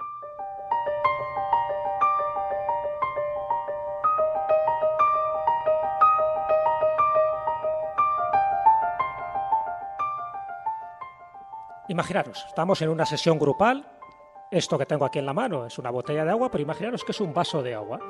Entonces, el psicólogo que estaba presidiendo esta sesión grupal levanta el vaso en la mano, como yo estoy haciendo ahora con todos vosotros, y les pregunta, ¿qué es eso? Bueno, le dicen que es un vaso de agua y la gente va a pensar, dice, bueno, ya está el psicólogo de turno, el listillo, que va a decir el vaso medio lleno, el vaso medio vacío. Pero no van por ahí los tiros. Él levanta el vaso y le dice, ¿cuánto creéis que pesa este vaso? La gente dice, bueno, pues no sé, unos 200, 250 gramos, más o menos. No sabían muy bien por dónde iban los tiros. Y él dice, el psicólogo, perfecto, como veis yo estoy levantando este vaso con la mano. Si lo tengo un rato, no pasa nada. Si lo tengo una hora, os aseguro que el brazo me va a doler. Y si lo tengo 2 horas, el brazo se me va a paralizar. Todos los presentes se quedan un poco estupefactos, como diciendo, ¿por dónde quiere ir este hombre? Y él dice, el psicólogo, ¿estáis viendo el vaso? Esto es una metáfora de vuestras preocupaciones. Si yo tengo una preocupación y la tengo un rato en mi cabeza, no pasa nada. Pero si esa preocupación me está rondando durante 1 hora o 2 horas, sí que me va a hacer daño, me va a dar dolor de cabeza. Y si la tengo durante un día o más días, ya es un problema, porque eso me va a paralizar. Por lo tanto, no seáis tontos, soltar el vaso de una vez.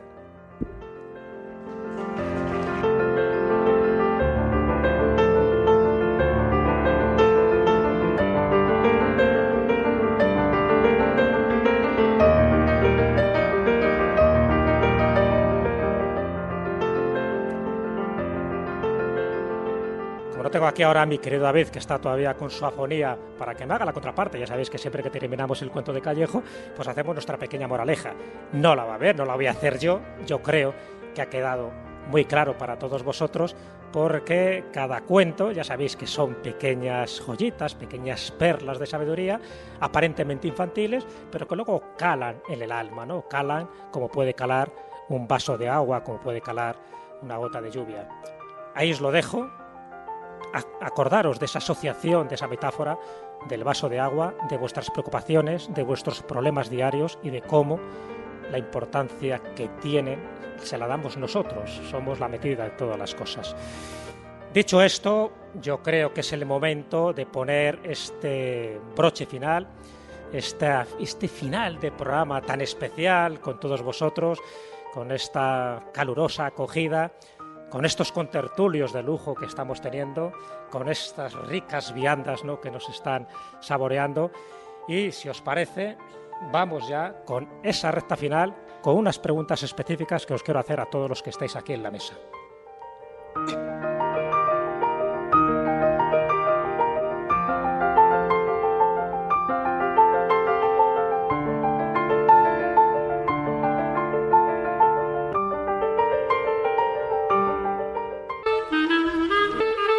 La escóbula de la brújula. La escóbula de la brújula.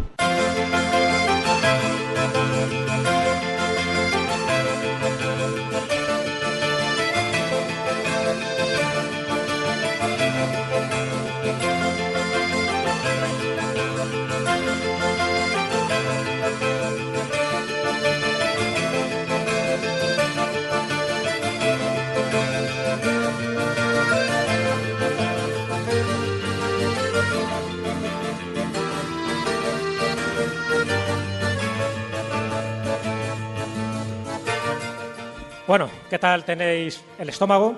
¿Qué tal tenéis vuestro apetito? Ya sé que son altas horas de la noche, pero siempre hay un tiempo para todo y también un tiempo para un aperitivo, para un pequeño licorcillo, y este licorcillo final es lo que nos queda, este tiempo postrero, en este programa tan especial, como os decía. Y sí quería haceros una pregunta a todos los que estéis aquí, empezando por mi querida Israel Espino, estamos en tu tierra también, y evidentemente cada uno tiene sus alimentos favoritos, unos mejores, otros peores, pero seguro que tú tienes tu producto, tu plato gastronómico favorito, y me gustaría que me lo revelaras y se lo revelaras a todo el mundo para saber algo más de ti. Si te quedas con un alimento sagrado, ¿con cuál te quedarías? Un alimento, no un plato. O un plato, me da igual. Alimento, me encanta la cebolla y el ajo, pero como plato preferido, y además desde la zona, el bacalao dorado, que es huevo, bacalao desmigado finito y cebolla y patata. Toma ya. Bajas. Pero siempre huevo. Ahí. Siempre huevo, siempre. De gallinas con un par. Lourdes, también eres de la tierra, también sé que te gusta valorar y saborear los platos típicos de cada lugar, no lo hemos dicho, pero es verdad que todo aquel que viaje, y aquí todos somos viajeros, eso de allí donde fueres, haz lo que vieres, tiene que ver con la gastronomía. ¿Cuál sería tu plato, tu tenedor, tu cuchara para ponerte manos a la obra y comerlo como Dios manda? Pues me voy a quedar aquí en nuestra tierra, en Extremadura, y voy a recordar a mi querida abuela Lola, que me preparaba con tanto cariño la ensalada de pimientos, que me encanta. Ella era de La Vera, cocinaba muy bien este plato y me quedaría con ese por lo que significa a nivel culinario y también a nivel sentimental para mí. Don Manuel Berrocal, nos has hablado de tantas sustancias enteogénicas que me da miedo preguntarte, no sé si en los momentos libres, en tus momentos de soledad e intimidad, ¿cuál es lo que te gusta comer? Confiesa. Pues mira, yo te voy a ser sincero, yo es que tengo un gran problema, es que mi hija es una gran cocinera, pero cocinera a nivel profesional. Y entonces la mujer cada cierto tiempo me utiliza directamente para probar esos nuevos experimentos que hace. Entonces se me hace imposible decir que hay un plato que me gusta, porque estoy cada cierto tiempo comiendo las cosas más inverosímiles que te puedes imaginar. Además, yo siempre he sido muy amigo de ir probando todo tipo de comidas, me da igual del país que sea y eso. Y en todos encuentras directamente que hay cosas que no solamente te llegan al estómago, sino que te llegan al corazón. Y esa alimentación tiene mucho más que ver de lo que uno parece. Yo creo que cualquier plato hecho, como dicen por ahí, con cariño, directamente nos llega en el momento en que lo estamos comiendo. Juan Ignacio Cuesta, maese, todo el mundo conoce que eres famélico, que te gusta hacer de eremita en tus momentos de soledad, que haces prolongados ayunos. Efectivamente. Lo que pasa es que tu físico no responde a esos ayunos. ¿Cuál es tu plato No, pero favorito? eso es lo del etéreo de la cosa. En esas cuevas, ¿qué es lo que te metes entre pecho y espalda? Pues mira, yo en esas cuevas el alimento sagrado que me como son unos tasajos de La Vera con pimentón y luego de postre las que nos hemos olvidado, coñe, las picotas del Jerte. Joder, que se os había olvidado. Para eso estás tú, para que no lo recuerdes.